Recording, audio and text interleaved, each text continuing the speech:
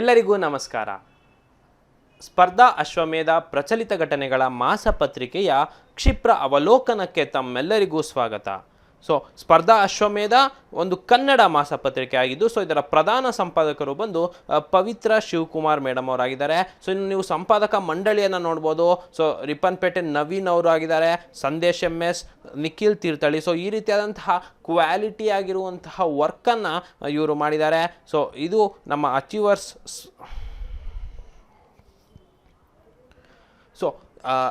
ಈ ನೀವೇನು ಪ್ರಚಲಿತ ಘಟನೆಗಳ ಪ್ರಶ್ನೆಗಳನ್ನು ನೋಡ್ತಾ ಇದ್ದೀರಾ, ಈ ರೀತಿಯಾದಂತಹ ಪ್ರಶ್ನೆಗಳನ್ನು ತಯಾರು ಮಾಡ್ತಿರುವಂತಹ ಸಂಪಾದಕ ಮಂಡಳಿ ಇದಾಗಿದೆ. ಇದ್ರ ಬಗ್ಗೆ ನಿಮಗೆ ಮಾಹಿತಿ ಇರಲಿ ಅಂತ ಹೇಳ್ತಾ, ಕಳೆದ ಸಂಚಿಕೆಯಲ್ಲಿ ನಾವು ಸರ್ಕಾರ, ಆಡಳಿತ ಮತ್ತು ಆರ್ಥಿಕ ಸುದ್ದಿಗಳನ್ನು, ರಕ್ಷಣೆ ವಿಚಾರ ಇರುವಂತಹ ಪ್ರಚಲಿತ ಘಟನೆಗಳನ್ನು ಮತ್ತು ವಿಜ್ಞಾನ ತಂತ್ರಜ್ಞಾನವನ್ನು ನಾವು ಡಿಸ್ಕಸ್ ಮಾಡ್ತಿದ್ವಿ ಅಥವಾ ವಿಶ್ಲೇಷಣೆಯನ್ನು ಮಾಡಿದ್ವಿ. ಇಂದಿನ ಸಂಚಿಕೆಯಲ್ಲಿ ನಾವು ಪರಿಸರ ಅಧ್ಯಯನವನ್ನ ಡಿಸ್ಕಸ್ ಮಾಡ್ಕೊಂತ ಹೋಗೋಣ. ಈ ಸ್ಪರ್ಧಾ ಅಶ್ವಮೇಧ ನವೆಂಬರ್ 2022 ಆವೃತ್ತಿಯಲ್ಲಿ ನಾವು ವಿಭಾಗಗಳನ್ನ ಮಾಡಿದ್ದೇವೆ, ಅಂದ್ರೆ ಕ್ಲಾಸಿಫಿಕೇಶನ್ಸ್ ನ ಮಾಡಿದ್ದೇವೆ. ಮೊಟ್ಟ ಮೊದಲ ಬಾರಿಗೆ ನಾವು ಆರ್ಥಿಕ ಸುದ್ದಿಗಳನ್ನ ನಾವು ತಿಳ್ಕೊಂಡಿದ್ವಿ. ನಂತರದ ವಿಭಾಗದಲ್ಲಿ ನಾವು ರಕ್ಷಣೆ ರಿಲೇಟೆಡ್ ಆದಂತಹ ಪ್ರಚಲಿತ ಘಟನೆಗಳನ್ನ ನೋಡಿದ್ವಿ. ಈಗ ಇದಕ್ಕಿಂತ ಮುಂಚೆ ಕಳೆದ ಸೆಕ್ಷನ್ ನಲ್ಲಿ ನಾವು ವಿಜ್ಞಾನ ಮತ್ತು ತಂತ್ರಜ್ಞಾನ ರಿಲೇಟೆಡ್ ಇರುವಂತಹ ಪ್ರಚಲಿತ ಘಟನೆಗಳನ್ನ ನೋಡಿದ್ವಿ. ಅದರಲ್ಲೂ ಸಹ ಕ್ರಮವಾಗಿ ಅಂತಾರಾಷ್ಟ್ರೀಯ, ರಾಷ್ಟ್ರೀಯ ಹಾಗೂ ರಾಜ್ಯ ರಿಲೇಟೆಡ್ ಇರುವಂತಹ ಪ್ರಚಲಿತ ಘಟನೆಗಳನ್ನ ನೋಡಿದ್ವಿ. ಈ ರೀತಿ ಯಾಕೆ ಕ್ಲಾಸಿಫಿಕೇಶನ್ ಅನ್ನ ಮಾಡಿದ್ದೇವೆ ಅಂತ ಹೇಳಿದ್ರೆ, ಅಭ್ಯರ್ಥಿಗಳಿಗೆ ಸುಲಭವಾಗ್ಲಿ, ಪ್ರಿಪರೇಷನ್ಸ್ ಗೆ ಹೆಲ್ಪ್ ಆಗ್ಲಿ ಅಂತ ಹೇಳ್ಬಿಟ್ಟು ಈ ರೀತಿಯಾದಂತಹ ಕ್ಲಾಸಿಫಿಕೇಶನ್ಸ್ ನ ಮಾಡಿದ್ದೇವೆ. ಈಗ ಮುಂದಿನ ಭಾಗವಾದ ಪರಿಸರ ಅಧ್ಯಯನ ರಿಲೇಟೆಡ್ ಇರುವಂತಹ, ಅಂದ್ರೆ ಈ ಎನ್ವಿರಾನ್ಮೆಂಟಲ್ ಸೈನ್ಸ್ ಅಂತ ಏನ್ ಕರಿತೇವೆ, ಅದರ ರಿಲೇಟೆಡ್ ಇರುವಂತಹ ಪ್ರಚಲಿತ ಘಟನೆಗಳನ್ನ ನಾವು ಈಗ ಡಿಸ್ಕಸ್ ಮಾಡ್ತಾ ಹೋಗೋಣ. ಅದರಲ್ಲೂ ಸಹ ಕ್ರಮವಾಗಿ ಅಂತಾರಾಷ್ಟ್ರೀಯ, ರಾಷ್ಟ್ರೀಯ, ರಾಜ್ಯ ಪ್ರಶ್ನೆಗಳನ್ನ ನೋಡ್ತಾ ಹೋಗೋಣ.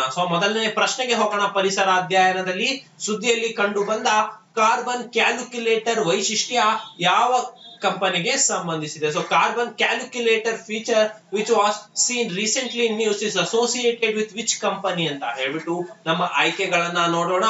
Meta, master card, Amazon, Microsoft. ಅಂದ್ರೆ ಈ ಕಾರ್ಬನ್ ಕ್ಯಾಲ್ಕುಲೇಟರ್ ಫೀಚರ್ ಅಂತ ಹೇಳ್ಬಿಟ್ಟು ಇತ್ತೀಚೆಗೆ ಯಾವ ಕಂಪನಿ ಹೊರ ತಂದಿದೆ, ಇದು ಸುದ್ದಿಯಲ್ಲಿತ್ತು ಅಂತ ಹೇಳ್ಬಿಟ್ಟು ಪ್ರಶ್ನೆಯನ್ನ ಕೇಳಲಾಗ್ತಾ ಇದೆ. ಇದಕ್ಕೆ ಸರಿಯಾದ ಉತ್ತರ ಬಂದು ಮಾಸ್ಟರ್ ಕಾರ್ಡ್. ನಿಮ್ಗೆ ಗೊತ್ತಿರ್ಬೋದು, ಈ ಮಾಸ್ಟರ್ ಕಾರ್ಡ್ ನಿಂದ ಕ್ರೆಡಿಟ್ ಮತ್ತು ಡೆಬಿಟ್ ಕಾರ್ಡ್ ಗಳನ್ನ ಮಾಡಲಾಗುತ್ತೆ. ಆ ಮಾಸ್ಟರ್ ಕಾರ್ಡ್ ಆ ಸಂಸ್ಥೆ ಈಗ ಕಾರ್ಬನ್ ಕ್ಯಾಲ್ಕುಲೇಟರ್ ಫೀಚರ್ ಅನ್ನ ತಂದಿದೆ. ಅಂದ್ರೆ ಜಾಗತಿಕ ಪಾವತಿ ಮತ್ತು ತಂತ್ರಜ್ಞಾನ ಕಂಪನಿ ಆದಂತ ಒಂದು ಮಾಸ್ಟರ್ ಕಾರ್ಡ್ ಏನಿದೆ, ಭಾರತೀಯ ಬ್ಯಾಂಕುಗಳಿಗೆ ಕಾರ್ಬನ್ ಕ್ಯಾಲ್ಕುಲೇಟರ್ ಫೀಚರ್ ಅನ್ನ ಹೊರತರಲು ಸಿದ್ಧವಾಗಿದೆ. ಇದರಿಂದ ಇಂಗಾಲದ ಹೆಜ್ಜೆ ಗುರುತು ಅಂದ್ರೆ ಕಾರ್ಬನ್ ಫುಟ್ ಪ್ರಿಂಟ್ಸ್ ಅಂತ ಏನಿದೆ, ಇದನ್ನ ಗ್ರಾಹಕರಿಗೆ ತಿಳಿಸಬಹುದು ಅನ್ನೋ ಒಂದು ಇದೆ. ಇದು ಸ್ವೀಡಿಶ್ ಫಿನ್ಟೆಕ್ ಸಹಯೋಗದೊಂದಿಗೆ ಇದನ್ನ ಮಾಡಲಾಗುತ್ತೆ. ಪ್ರಸ್ತುತ 25 ದೇಶಗಳಲ್ಲಿ ಇದನ್ನ ಆಲ್ರೆಡಿ ಬಳಸಲಾಗ್ತಾ ಇದೆ ಅಂತ ಹೇಳ್ಬಿಟ್ಟು ನಿಮ್ಗೆ ಮಾಹಿತಿ ಇರ್ಲಿ. ಮುಂದಿನ ಪ್ರಶ್ನೆಯನ್ನು ನೋಡೋಣ. ವಿಶ್ವ ಪ್ರಾಣಿ ದಿನ ಯಾವಾಗ ಆಚರಿಸಲಾಗುತ್ತೆ? World animal day celebrated on ಅಂತ ಹೇಳ್ಬಿಟ್ಟು ನಮ್ಮ ಆಯ್ಕೆಗಳನ್ನ ನೋಡೋಣ. October 4, October 5, October 6, October 8. ನಿಮ್ಗೆ ಉತ್ತರ ತಿಳಿದಿತ್ತು ಅಂತ ಹೇಳಿದ್ರೆ ನೀವು ಕಮೆಂಟ್ ಸೆಕ್ಷನ್ ಅಲ್ಲಿ ತಿಳಿಸಬಹುದು. ನಿಮ್ಗೆ 5 ಸೆಕೆಂಡ್ಗಳ ಕಾಲಾವಕಾಶ ಇರುತ್ತೆ. ಇದಕ್ಕೆ ಸರಿಯಾದ ಉತ್ತರವನ್ನು ನೋಡೋಣ. ಸರಿಯಾದ ಉತ್ತರ ಬಂದು ಅಕ್ಟೋಬರ್ 4. ಹೌದು ಸ್ನೇಹಿತರೆ, ಪ್ರತಿ ವರ್ಷ ಅಕ್ಟೋಬರ್ 4ರಂದು ವಿಶ್ವ ಪ್ರಾಣಿ ದಿನವನ್ನ ಮಾಡ್ತಾರೆ. ಇದರಿಂದ ಪ್ರಾಣಿ ಹಕ್ಕುಗಳು ರಕ್ಷಣೆ ಮತ್ತು ಅದರ ಕ್ಷೇಮಾಭಿವೃದ್ಧಿಯನ್ನ ಕ್ರಿಯಾಬದ್ಧವಾಗಿರುವ ದಿನವೆಂದು ಅಕ್ಟೋಬರ್ 4ರಂದು ಅದನ್ನ ಆಚರಿಸಲಾಗುತ್ತೆ. ಜರ್ಮನ್ ನಲ್ಲಿ ಬರ್ಲಿನ್ ಅಂತ ಏನಿದೆ, ಅಲ್ಲಿ 1925ರಲ್ಲಿ ಮೊಟ್ಟ ಮೊದಲ ಬಾರಿಗೆ ಹೆನ್ರಿಕ್ ಜಿಮ್ಮರ್ ಮ್ಯಾನ್ ವಿಶ್ವ ಪ್ರಾಣಿ ದಿನವನ್ನ ಪ್ರಾರಂಭಿಸಿದ್ರು. ಅದರ ನಂತರ ಸೇಂಟ್ ಫ್ರಾನ್ಸಿಸ್ ಆಫ್ ಅಸಿಸ್ ಹಬ್ಬದ ದಿನದ ಜೊತೆಗೆ ವಿಶ್ವದ ಪ್ರಾಣಿ ದಿನವನ್ನು ಹೊಂದಾಣಿಕೆ ಮಾಡಲು 1929ರಿಂದ ಅಕ್ಟೋಬರ್ 4ಕ್ಕೆ ಬದಲಿಸಾಯ್ತು. ಅಂದ್ರೆ ಮೊಟ್ಟ ಮೊದಲ ಬಾರಿಗೆ ಮಾರ್ಚ್ 24ನೇ ತಾರೀಕಂದು ಮಾಡ್ತಾ ಇದ್ರು. ಈಗ ಸೇಂಟ್ ಫ್ರಾನ್ಸಿಸ್ ಆಫ್ ಅಸಿಸ್ ಹಬ್ಬದ ಜೊತೆಗೆ ಇದನ್ನ ಮಾಡ್ಬೇಕು ಅಂತ ಹೇಳಿ ಅಕ್ಟೋಬರ್ 4ರಂದು ವಿಶ್ವ ಪ್ರಾಣಿ ದಿನ ಅಂತ ಹೇಳ್ಬಿಟ್ಟು ನಾವೆಲ್ಲ ಆಚರಿಸ್ತೇವೆ. ಈಗ ವರ್ಲ್ಡ್ ಅನಿಮಲ್ ಡೇ ಯಾವತ್ತು ಅಂತ ಹೇಳಿದ್ರೆ ಅಕ್ಟೋಬರ್ 4 ಅಂತ ಹೇಳ್ಬಿಟ್ಟು ನೀವು ತಿಳ್ಕೊಬೇಕು. ಅದು 1929 ಇಂದ ಸ್ಟಾರ್ಟ್ ಆಗಿದೆ. ಮುಂದಿನ ಪ್ರಶ್ನೆಯನ್ನ ನೋಡೋಣ. ತನ್ನ ಸಸ್ಯ ಮತ್ತು ಪ್ರಾಣಿಗಳಿಗೆ ಶೂನ್ಯ ಅಳುವಿನ ಗುರಿಯನ್ನ ಘೋಷಿಸಿದ ಮೊದಲ ದೇಶ ಯಾವುದು?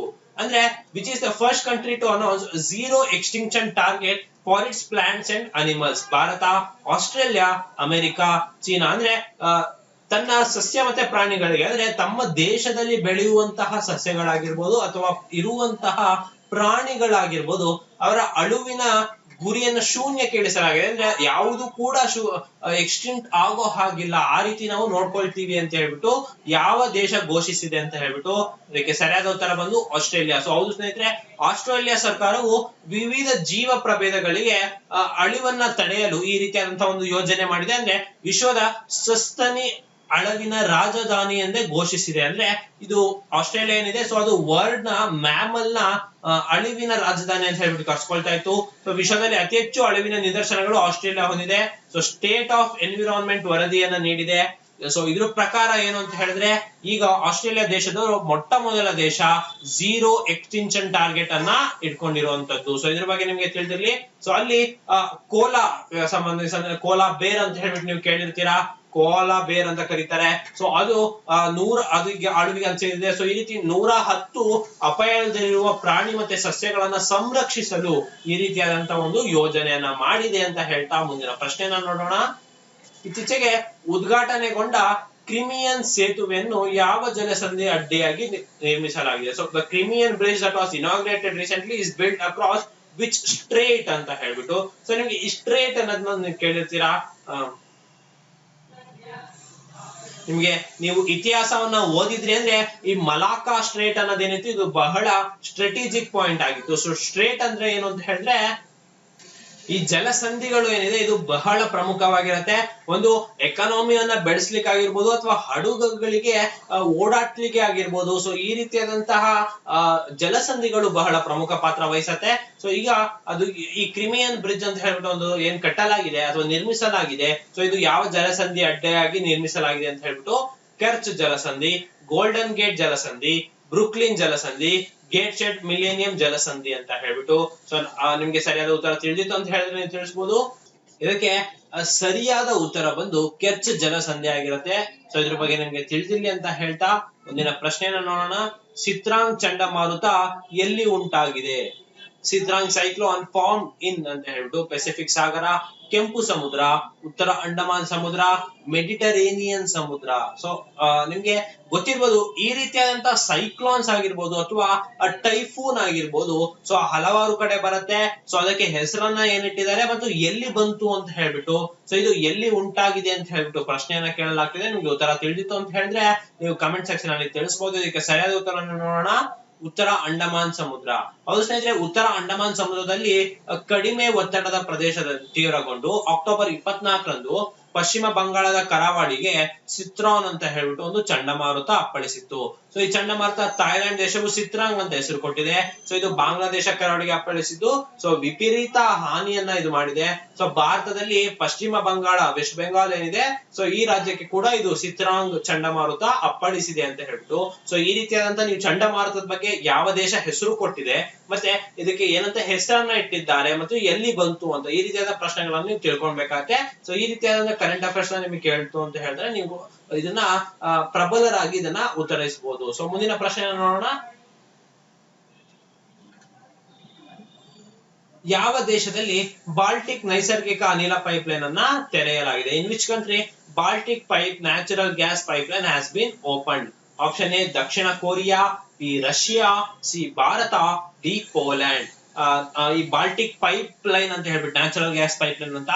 ಸೊ ಈ ರೀತಿ ನ್ಯಾಚುರಲ್ ಗ್ಯಾಸ್ ಪೈಪ್ ಲೈನ್ ಗಳೇನಿದೆ, ಸೊ ನಿಮ್ಗೆ ಗೊತ್ತಿರ್ಬೋದು ನಾರ್ಡ್ ಸ್ಟ್ರೀಮ್ ಅಂತ ಹೇಳ್ಬಿಟ್ಟು ರಷ್ಯಾದಿಂದ ಯುರೋಪ್ ದೇಶಗಳಿಗೆ ಇತ್ತು. ನಾರ್ಡ್ ಸ್ಟ್ರೀಮ್ 1, ನಾರ್ಡ್ ಸ್ಟ್ರೀಮ್ 2 ಅಂತ ಬಹಳ ಸುದ್ದಿಯಲ್ಲಿತ್ತು. ಸೊ ಅದೇ ರೀತಿ ಈಗ Baltic pipe natural gas pipe line ಏನಿದೆ, ಸೊ ಇದು ಯಾವ ದೇಶದಲ್ಲಿ ಓಪನ್ ಮಾಡಲಾಗಿದೆ ಅಥವಾ ತೆರೆಯಲಾಗಿದೆ ಅಂತ ಹೇಳ್ಬಿಟ್ಟು ಪ್ರಶ್ನೆ. ಸೊ ನಿಮ್ಗೆ ಉತ್ತರ ತಿಳಿದಿತ್ತು ಅಂತ ಹೇಳಿದ್ರೆ ತಿಳಿಸಬಹುದು. ಇದಕ್ಕೆ ಸರಿಯಾದ ಉತ್ತರ ನೋಡೋಣ. ಪೋಲೆಂಡ್. ಹೌದು ಸ್ನೇಹಿತರೆ, ಪೋಲೆಂಡ್ ನಲ್ಲಿ ಈ ಬಾಲ್ಟಿಕ್ ಪೈಪ್ ನೈಸರ್ಗಿಕ ಅನಿಲದ ಪೈಪ್ ಲೈನ್ ಅನ್ನ ಅಧಿಕೃತವಾಗಿ ತೆರೆಯಲಾಗಿದೆ. ಇದು ಪೋಲೆಂಡ್, ಯುರೋಪ್, ರಷ್ಯಾ ಅನಿಲದ ಮೇಲಿನ ಅವಲಂಬನೆಯನ್ನ ಕೊನೆಗೊಳಿಸಬಹುದಾಗಿದೆ. ಸೊ ಅಂದ್ರೆ ಈ ಪೋಲೆಂಡ್ ದೇಶ ಏನಿದೆ, ಯುರೋಪ್ ಮತ್ತೆ ರಷ್ಯನಿಗೆ ಈ ಗ್ಯಾಸ್ ಗಳಿಗೆ ಮೊರೆ ಹೋಗ್ಬೇಕಾಗಿತ್ತು. ಸೊ ಈಗ ಅದರ ಅವಲಂಬನೆಯನ್ನ ಕೊನೆಗೊಳಿಸಂತಾಗಿದೆ. ಸೊ ಇದು 900 ಕಿಲೋಮೀಟರ್ ನ ಪೈಪ್ ಲೈನ್ ಇದಾಗಿದೆ. ನಾರ್ವೆಯಿಂದ ಡೆನ್ಮಾರ್ಕ್ ಮೂಲಕ ಬಾಲ್ಟಿಕ್ ಸಮುದ್ರದ ಮೂಲಕ ಪೋಲ್ಯಾಂಡ್ ಗೆ ನೈಸರ್ಗಿಕ ಅನಿಲಗಳು ಸಾಗುತ್ತದೆ ಅಂತ ಹೇಳ್ಬಿಟ್ಟು ಈ Baltic natural gas pipe line ಇದೆ, ಇದ್ರ ಬಗ್ಗೆ ನಿಮ್ಗೆ ಮಾಹಿತಿ ಇರ್ಲಿ. ಅಂದ್ರೆ ಏನಂತ ಹೇಳಿದ್ರೆ ಈ ರೀತಿಯಾದಂತ ಜಿಯೋ ಸ್ಟ್ರಾಟಜಿಕ್ ಏನ್ ಪಾಯಿಂಟ್ಸ್ ಇದೆ, ಸೊ ಇದನ್ನ ನೀವು ತಿಳ್ಕೊಬೇಕಾದ್ರೆ ಜಿಯೋ ಪಾಲಿಟಿಕ್ಸ್ ಏನಿದೆ ನಿಮ್ಗೆ IR ಅಂತ ಹೇಳ್ಬಿಟ್ಟು ಬರುತ್ತೆ, ಇಂಟರ್ನ್ಯಾಷನಲ್ ರಿಲೇಷನ್ಸ್ ಅಂತ ಏನ್ ಬರುತ್ತೆ. ಸೊ ಅದರಲ್ಲಿ ಈ ರೀತಿಯಾದಂತಹ ಪಾಯಿಂಟ್ಸ್ ಗಳು ನಿಮ್ಗೆ ಪ್ರಮುಖ ಪಾತ್ರ ವಹಿಸುತ್ತೆ ಅಂತ ಹೇಳ್ತಾ, ಸೊ ಸುದ್ದಿಯಲ್ಲಿ ಕಂಡು ಬಂದಿರುವ ಕಿಗಾಲಿ ತಿದ್ದುಪಡಿಯು ಯಾವ ಕ್ರಮಕ್ಕೆ ಸಂಬಂಧಿಸಿದೆ ಅಂತ ಅಂದ್ರೆ, Kigali amendment which was seen recently in news is related to which action ಅಂತ ಹೇಳ್ಬಿಟ್ಟು ಪ್ರಶ್ನೆ. ಸೊ ಇದಕ್ಕೆ ಆಯ್ಕೆಗಳನ್ನ ನೋಡೋಣ. ಸೆಮಿಕಂಡಕ್ಟರ್, ಹೈಡ್ರೋಫ್ಲೋರೋ ಕಾರ್ಬನ್ಸ್ ಕಡಿತ, ಗಡಿ ಭದ್ರತೆ, ಇಂಧನ ಸಚಿವಾಲಯ. ಇದಕ್ಕೆ ಸರಿಯಾದ ಉತ್ತರ ಬಂದು ಹೈಡ್ರೋಫ್ಲೋರೋ ಕಾರ್ಬನ್ಸ್, HFC ಅಂತ ಏನ್ ಕರಿತೇವೆ. ಸೊ ಅದರ ಕಡಿತವನ್ನ ಮಾಡ್ಲಿಕ್ಕೆ ಈ ಕಿಗಾಲಿ ಅಮೆಂಡ್ಮೆಂಟ್ ಅಥವಾ ಕಿಗಾಲಿ ತಿದ್ದುಪಡಿ ಅಂತ ಹೇಳ್ಬಿಟ್ಟು ತಂದಿದ್ದಾರೆ. ಅಂದ್ರೆ ಶೈತ್ಯೀಕರಣ ಬಳಕೆಯನ್ನ ಮಿತುಗೊಳಿಸಲು, ಓಝೋನ್ ಮಾಲಿನ್ಯನ ತಡೆಗಟ್ಟಲು 1987 ನಲ್ಲಿ ಮಾಂಟ್ರಿಯಲ್ ಒಪ್ಪಂದ ಅಂತ 1987 ನಲ್ಲಿ ಮಾಂಟ್ರಿಯಲ್ ಒಪ್ಪಂದ ಅಂತ ಆಗಿತ್ತು.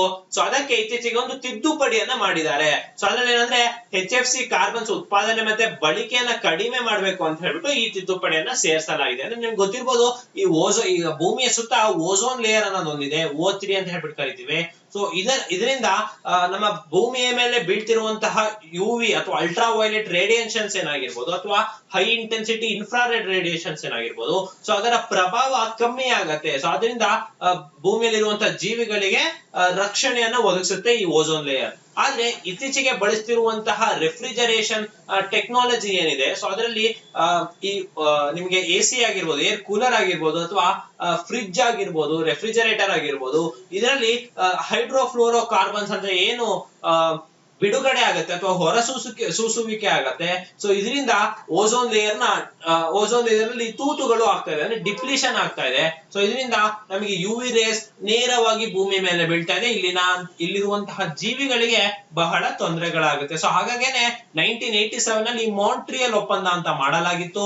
ಸೊ ಇದರಲ್ಲಿ ಈ HFC ಏನು ಬಳಕೆ ಅಥವಾ ಉತ್ಪಾದನೆ ಏನಿತ್ತು ಇದರ ಕಡಿತವನ್ನ ಮಾಡಬೇಕು ಅಂತ ಮಾಡಲಾಗಿತ್ತು. ಸೊ ಈಗ ಅದೇ ಒಂದು ಮಾಂಟ್ರಿಯಲ್ ಒಪ್ಪಂದಾಗೆ ತಿದ್ದುಪಡಿಯನ್ನ ಮಾಡಿದ್ದಾರೆ. ಸೊ ಇದಕ್ಕೆ ಕಿಗಾಲಿ ಅಮೆಂಡ್ಮೆಂಟ್ ಅಂತ ಕರೆಯಲಾಗುತ್ತೆ. ಸೊ ಇದ್ರ ಬಗ್ಗೆ ನಿಮ್ಗೆ ತಿಳಿದಿರ್ಲಿ ಅಂತ ಹೇಳ್ತಾ ಮುಂದಿನ ಪ್ರಶ್ನೆಯನ್ನು ನೋಡೋಣ. ಇತ್ತೀಚೆಗೆ ಇಯಾನಾ ಚಂಡಮಾರುತ ಯಾವ ದೇಶಕ್ಕೆ ಅಪ್ಪಳಿಸಿದೆ? So recently Ian cyclone affected to which country ಅಂತ ಹೇಳ್ಬಿಟ್ಟು USA, UAE, ಭಾರತ, ಶ್ರೀಲಂಕಾ. ನೋಡಿ ಬಹಳ ಪ್ರಮುಖವಾದದ್ದು, ಯಾಕಂತ ಹೇಳಿದ್ರೆ ನಿಮ್ಗೆ ಈಗೇನು ಸಿತ್ರಾಂಗ್ ಚಂಡಮಾರುತದ ಬಗ್ಗೆ ತಿಳ್ಕೊಂಡಿದ್ವಿ, ಈಗ ಇಯಾನ್ ಚಂಡಮಾರುತ. ಸೊ ಈ ರೀತಿ ಹಲವಾರು ಚಂಡಮಾರುತಗಳು ಯಾವ ದೇಶ ಹೆಸರನ್ನ ಕೊಟ್ಟಿದೆ, ಎಲ್ಲಿ ಅಪ್ಪಳಿಸುತ್ತಿದೆ, ಈ ರೀತಿಯ ಪ್ರಶ್ನೆಗಳು ಬರುವಂತದ್ದು ಸಹಜ ಆಗಿದೆ.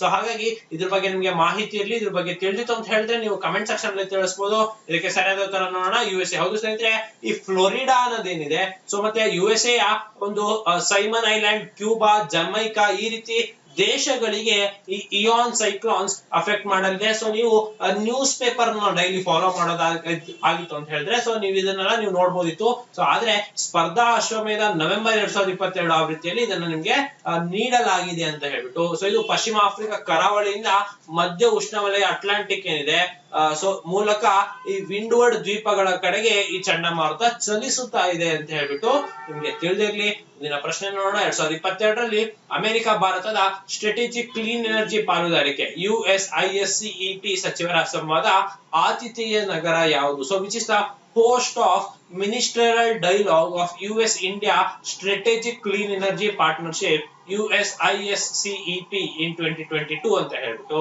ಅಂದ್ರೆ ಈ US ಮತ್ತೆ ಇಂಡಿಯಾ ಅದು ಸ್ಟ್ರಾಟಜಿಕ್ ಕ್ಲೀನ್ ಎನರ್ಜಿ ಪಾರ್ಟ್ನರ್ಶಿಪ್ ಅಂತ ಏನ್ ಕರಿತೀವಿ, ಅದು ಆದಂತಹ ಆತಿಥೇಯ ನಗರವನ್ನು ಯಾವುದು ಅಂತ ಕೇಳಲಾಗ್ತಾ ಇದೆ. ಸೊ ಆಪ್ಷನ್ಸ್ ಅನ್ನು ನೋಡೋಣ. ನವದೆಹಲಿ, ವಾಷಿಂಗ್ಟನ್ DC, ಮುಂಬೈ, ಅಹಮದಾಬಾದ್. ಇದಕ್ಕೆ ಸರಿಯಾದ ಉತ್ತರವನ್ನು ನೋಡೋಣ, ವಾಷಿಂಗ್ಟನ್ DC. ಹೌದು ಸ್ನೇಹಿತರೆ, ಕೇಂದ್ರ ಪೆಟ್ರೋಲಿಯಂ ಸಚಿವ ಹರ್ದೀಪ್ ಸಿಂಗ್ ಪುರಿ ಅವರು ವಾಷಿಂಗ್ಟನ್ DCಯಲ್ಲಿ ಅಮೆರಿಕದ ಇಂಧನ ಕಾರ್ಯದರ್ಶಿಯೊಂದಿಗೆ US India strategic clean energy ಪಾಲುದಾರಿಕೆಗೆ ಒಂದು ಸಹಿಯನ್ನ ಹಾಕಿದೆ. ಸೊ ಇದರಲ್ಲಿ ಹವಾಮಾನ ಸ್ಥಿತಿಸ್ಥಾಪಕತೆ, ನಗರ ಮೂಲ ಸೌಕರ್ಯ ಕುರಿತು ಕೇಂದ್ರ ಸಚಿವರ ವಿಶ್ವ ಬ್ಯಾಂಕ್ ಅಧಿಕಾರಿಗಳೊಂದಿಗೆ ಸಂವಾದವನ್ನ ಇದರಲ್ಲಿ ನಡೆಸಲಿದ್ದಾರೆ. ಸೊ ಇದ್ರ ಬಗ್ಗೆ ನಿಮ್ಗೆ ತಿಳಿದಿರಲಿ, ವಾಷಿಂಗ್ಟನ್ DCಯಲ್ಲಿ ಈ ಡೈಲಾಗ್ ನಡೀತಾ ಇದೆ. ಸೊ ಯಾವ ದೇಶದಲ್ಲಿ ಅಕ್ಟೋಬರ್ 2022ರಲ್ಲಿ ವಿಶ್ವಸಂಸ್ಥೆಯ 2ನೇ ವಿಶ್ವ ಜಿಯೋ ಸ್ಪೇಷಿಯಲ್ ಮಾಹಿತಿ ಕಾಂಗ್ರೆಸ್ UNWGIC ಅನ್ನು ಆಯೋಜಿಸಲು ನಿರ್ಧರಿಸಲಾಗಿದೆ. So which country scheduled to host the second United Nation World geospatial information congress in October 2022 ಅಂತ ಹೇಳ್ಬಿಟ್ಟು. ಸೊ ನಮ್ಮ ಆಯ್ಕೆಗಳನ್ನ ನೋಡೋಣ. Bharat, America, Japan, China. So ಇದಕ್ಕೆ ಸರಿಯಾದ ಉತ್ತರ ನೋಡೋಣ, ಭಾರತ. ಹೌದು ಸ್ನೇಹಿತರೆ, ಭಾರತದಲ್ಲಿ United Nation World geospatial information congress ನಡೆಯಲಿದೆ. ಸೊ ಇದು ಅಕ್ಟೋಬರ್ ನಲ್ಲಿ ನಡೆಯಲಿದೆ, ಹೈದರಾಬಾದ್ ನಲ್ಲಿ ನಡೆಯಲಿದೆ. ಸೊ ಇದ್ರ ಬಗ್ಗೆ ನಿಮ್ಗೆ ತಿಳಿದಿರಲಿ, ಇದು ಎರಡನೇ ಆದಂತ ಈ ರೀತಿಯಾದೊಂದು ಕಾಂಗ್ರೆಸ್ ಆಗಿದೆ, ಎರಡನೇ ಆವೃತ್ತಿ ಆಗಿದೆ. ಸೊ ನಿಮ್ಗೆ ತಿಳಿದಿರಲಿ, ಇದು ಪ್ರತಿ 4 ವರ್ಷಕ್ಕೊಮ್ಮೆ ವಿಶ್ವಸಂಸ್ಥೆ ಈ ಸಮ್ಮೇಳನ ಆಯೋಜಿಸುತ್ತೆ. 2018ರಲ್ಲಿ ಚೀನಾದಲ್ಲಿ ಮೊದಲ ಬಾರಿಗೆ ನಡೆದಿತ್ತು. ಈಗ 2022ರಲ್ಲಿ ಹೈದರಾಬಾದ್ ನಲ್ಲಿ ಇದು ನಡೀತಾ ಇದೆ. ಸೊ ಇದ್ರ ಬಗ್ಗೆ ನಿಮ್ಗೆ ಮಾಹಿತಿ ಇರ್ಲಿ ಅಂತ ಹೇಳ್ತಾ ಮುಂದಿನ ಪ್ರಶ್ನೆಯನ್ನ ನೋಡೋಣ. ವರ್ಲ್ಡ್ ಸ್ಟ್ಯಾಂಡರ್ಡ್ಸ್ ಡೇ, ವಿಶ್ವ ಗುಣಮಟ್ಟ ದಿನ 2022ರ ವಿಷಯ ಏನು ಅಂತ. So what was the theme of world standard day 2022? ನೋಡಿ, ಇದು ಬಹಳ ಪ್ರಮುಖವಾದದ್ದು.